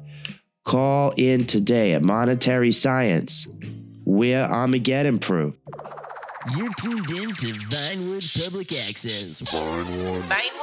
Vinewood? Public Access. Because, what are we even doing right now? Listen up. Welcome back to Vinewood Public Access. Just want to remind everybody, tonight we've got a new episode of The Getaway Chronicles with Angela Steele. You don't want to miss it. All right, folks, it's time for that part of the show where I hand things over to a man who somehow has both the charm of a used car salesman and the soul of a tax audit, Blaine Bartleby. Blaine hosts The Bottom Line, and despite being the smarmiest man alive, he's also just charming enough that people buy into it. I should hate him more than I do, and yet I let him have airtime. Because if nothing else, at least Blaine is proof that if you say something confidently enough, people will pay you for it. Plus, he gave me beat-off headphones for Christmas, and, well, I use them all the time. I'm a total beat-off addict. So, brace yourselves. Here comes The Bottom Line with Blaine Bartleby. Try not to let your wallet fall out of your pocket. You're listening to The Bottom Line. Progress is mandatory, and ethics are optional. Good morning, loyal listeners. This is The Bottom Line, where we celebrate the beauty of the unchecked capitalism and innovation that's driving Los Santos, and soon the world, into the future. I'm your host, Blaine Bartleby, Chief Optimism Officer, here to remind you, resistance is futile, but compliance is profitable. Let's dive in, shall we? Today on Product Spotlight, we're thrilled to introduce a game-changing innovation from our friends at Malt Tech. That's MALT, Mass Automation and Labor Tracking for you lay people. The Wage Cuff. Yes, folks, the Wage Cuff is here to revolutionize the workplace. Imagine this. A sleek, ergonomic bracelet that not only monitors your productivity, but encourages you to work harder by delivering a mild, incentivizing jolt whenever your output dips below acceptable levels. And don't worry, it's totally safe. 99.7% of testers reported no lasting nerve damage. That's like no one. Plus, it comes with customizable shock levels, so managers can really personalize their motivational tactics. I mean, that's what I call innovation. Call now to order yours, and they'll throw in a free resignation fee waiver kit. Because at Maltech, quitting should cost you. Literally. Now it's time for Employee of the Month. As always, this honor is brought to you by Shark Card Banking Services. Borrow what's already yours. Today's winner is Chuck Dingler, a janitor at Cluck & Bell's Industrial Protein Refinery, who has worked 73 consecutive double shifts without a single bathroom break. Let's hear it from Chuck. I am deeply humbled to be a Cluck & Bell's Poultry Hero of the Month. My boss, Mr. Grindle, is a true pioneer of workplace motivation thanks to his brilliant use of the wage cuff. Every little jolt reminds me to stay focused on my duties, mopping floors, scraping industrial protein sludge, and running quality checks on the gizzard clipper. I'd like to thank Cluck & Bell's recognition of my dedication to our noble mission of maximum efficiency at minimum humanity. This certificate will hold a place of honor in my heart and in my locker until I inevitably collapse from exhaustion and my locker is cleaned up by management. Remember, as Mr. Grindle says, breaks are for eggs, not employees. Thank you. Can I please go now? Please. Truly inspiring, Chuck. Thank you for your service. Remember, folks, Cluck & Bell. Suffering never tasted so good. And now, the segment you've all been waiting for, the future of business. Joining us today is Bryce Hardwick, CEO of CrimSafe AI Solutions, the innovators behind Los Santos' brand new biosurveillance network. Bryce, welcome to the show. Thank you, Blaine. It's an honor to be here, shaping the future of San Andreas, one facial scan at a time. Now, Bryce, rumor has it CrimSafe is revolutionizing safety in Los Santos by installing cameras in, every public bathroom and changing room in the city. Care to elaborate?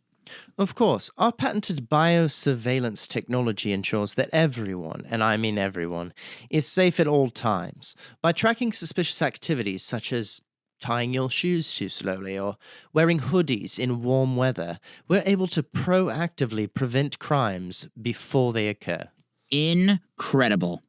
Now, I'm sure some folks, the usual privacy nuts might say this sounds a little Orwellian. What do you say to that? Well, I would say, Blaine, that's quite a 20th century way of thinking.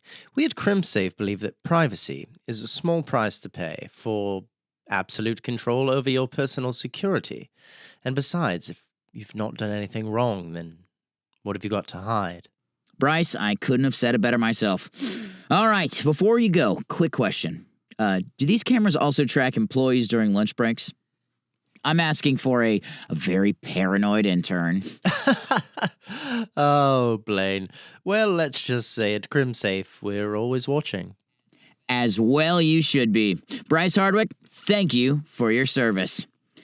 Well, folks, that's all the time we have for today. Remember, the future of Los Santos is bright, shiny, and monitored 24/7. This has been The Bottom Line, the show that keeps you informed, whether you want to be or not. See you next time, assuming you've been productive enough to deserve it.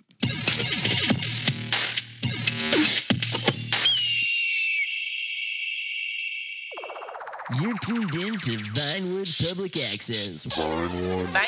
Vinewood. Vinewood Public Access. Because, what do you have that's better to do? Los Santos, let's talk about a topic near and dear to my heart. Running away from your problems. Some people pack up, they move west, and they chase a dream. Others get in their car and they drive until they can't afford gas anymore. And then there's me. I left the great state of Leonida, and by great, to be clear, I mean a humid, corrupt, gator-infested sinkhole where people think mayonnaise is a personality trait. And what did I come here for? A shot at real radio, real broadcasting, a chance to make a difference in the cultural wasteland that is modern media. And how did that work out? Well, I had one audition for one station. One. And you know who got that gig over me? DJ George. Yeah, that guy. The same hipster clown spinning obscure yacht rock for rich kids who pretend they like vinyl. The guy who once called himself anti-establishment while doing a sponsored segment for Debonair cigarettes. This is DJ George, home of underground and alternative radio. Yeah, my fucking ass. So, I could have packed it up, left, admitted defeat, but no, I stayed. And in a moment of pure, unfiltered spite, I found a barely functional public access studio and I made it my own. Vinewood Public Access was born, not because the city needed it, not because the people wanted it, but because I refuse to lose to a guy named George. And now, here we are, still broadcasting, still independent, and still making absolutely no money. But you know what? It's mine. It's all mine. Fuck you, George. All right, enough of that. Let's go to the phones. Who do we have? Who do we have? And if it's DJ George, I swear to fucking God, Kevin. Okay, my little note card here says that our next guest is Bonnie. She is a casting producer for Fame or Shame. Ah, the show that makes you question humanity's collective taste. Bonnie, welcome. Thanks, Tommy. Though, if I'm being honest, I'm about ready to walk off set and never look back. Ugh. Wow, not every day someone admits to career burnout on the radio where everyone can hear her. What's got you fed up? Is it the fame or is it the shame? It's both. Every week, I have to wrangle these has-beens and wannabes doing the stupidest stunts imaginable. Oh, last week, Miranda Cowan, she was a guest host, and she insisted on doing a 45-minute magic act where she sawed herself in half. It was a disaster, obviously. She's fucking nobody. Well, now I guess she's two nobodies. Yikes. Wait, are you saying Miranda Cowan is dead? Sort of. I mean, her career definitely is. And here I am, dreaming of singing on a real stage instead of babysitting these people who think that twerking on a trampoline is art. Ah, she buried the lead a bit, folks, but there it is. The classic I'm secretly talented trope. Tell you what, Bonnie. Sing us a few bars right now. Prove you're not just another producer with a dream. Oh, no. I couldn't. Come on, let's hear it. Well, what would I even sing? And look, if you're just going to make me sound crazy, because I've heard how people come off on... Well, you've got the confidence, that's for sure. And in this town, that's 90% of making it. Good luck with that, Bonnie, and you remember to keep that health insurance updated. All right, our next guest is Ted. Ted works at Beth's Dog Grooming out in Sandy Shores. Ted, welcome to the show. Thanks, Tommy. So I have this situation on my hands, and I'm not really sure what to do. Okay, well, you're on the right line. Sandy Shores is a land of mysteries. So let me guess, you got stray coyotes coming in to get groomed by mistake. No, nothing like that. It's this one customer. He's always bringing in like a new dog, like every week, and I just never see the same dog twice. Well, I don't know. Maybe he's a big-hearted rescuer. See, that's what I thought at first, but it's weird. He'll bring in the dog, he'll act like all polite, pay in cash, and then poof, next week, new dog, same story. I don't know, it's unsettling. Well, unsettling is one word for it. Have you talked to this guy about what's going on? I tried once. I joked like, haha, what are you doing? Open a dog rental service or something? And he just stared at me dead-eyed and said like, something like that. Yikes. Well, my advice would be to start keeping a list of license plate numbers and maybe check if there's a community barbecue happening after each visit. You know what I mean?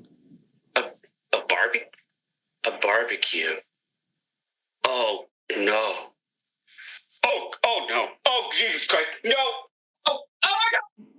Well, good luck with... Well, Ted? Well, good luck with that, Ted. I'm sure there's a logical explanation. I'm just suggesting that the logical explanation is that this man is eating those dogs. Keep your distance, and thanks for stopping by, Ted. All right, next up, we've got Alan. He's a bartender from the Diamond Casino and Resort. Alan, what's shaking besides the drinks? And it sounds like your nerves? Tommy, it's bad. Real bad. I'm not sure I'm going to make it through another shift. Oh, sounds dramatic. Calm down, buddy. Tell me more. The valets, they're dropping like flies. Every time a car pulls up, there's a 50-50 chance the guy taking the keys won't survive the drive to the parking lot. Oh, well, that's what you get for parking sports cars in a city with heat-seeking RPGs everywhere. But how's that affecting you, Alan? You're slinging drinks on the inside, not steering Lampadottis. Yeah, but the fear's contagious. I've seen guys get knocked out cold just for standing too close to the valet explosion. What if I'm next? What if I'm eating a sandwich? I'm right there. I can't afford to get fired. Whoa. Hey, maybe you don't take your smoke breaks next to the valet stand, buddy. Just a thought. Or, I don't know, you wear some body armor under your uniform. It's Los Santos. Nobody's going to question it. Body armor? You might be onto something. Tommy, thanks. Well, I'm always here to help. You go mix yourself a stiff drink, buddy. Sounds like you've earned it. All right, folks. Next up, we've got Dwayne. He's on the line for Los Santos Office Supply Company, and he's here to talk about, God, I can't imagine, the thrilling world of staplers. Man, more like the dying world of staplers, Tommy. My store's going out of business, motherfucker. Shocking. In a city where people solve disputes with rocket launchers, who would have guessed office supplies would not thrive? Man, it ain't just the rocket launchers, it's the online retailers. They're selling bulk paper clips for half the price that I gotta pay to stock them motherfuckers. A tragedy of capitalism. Have you considered rebranding? Maybe start selling tactical staplers. Man, it's funny you should mention that. I did launch a line of battle-ready binders, but that ain't really catch on. Los Santos was not ready for your genius, Dwayne. I've heard it a million times. I've lived it a million times. Do you have any final words for our listeners? Yeah, as a matter of fact, I do. Support local business, unless you want to see the whole world drown in a sea of generic gel pens and discount paper clips. Poetic. All right, we got a call coming in from Little Soul.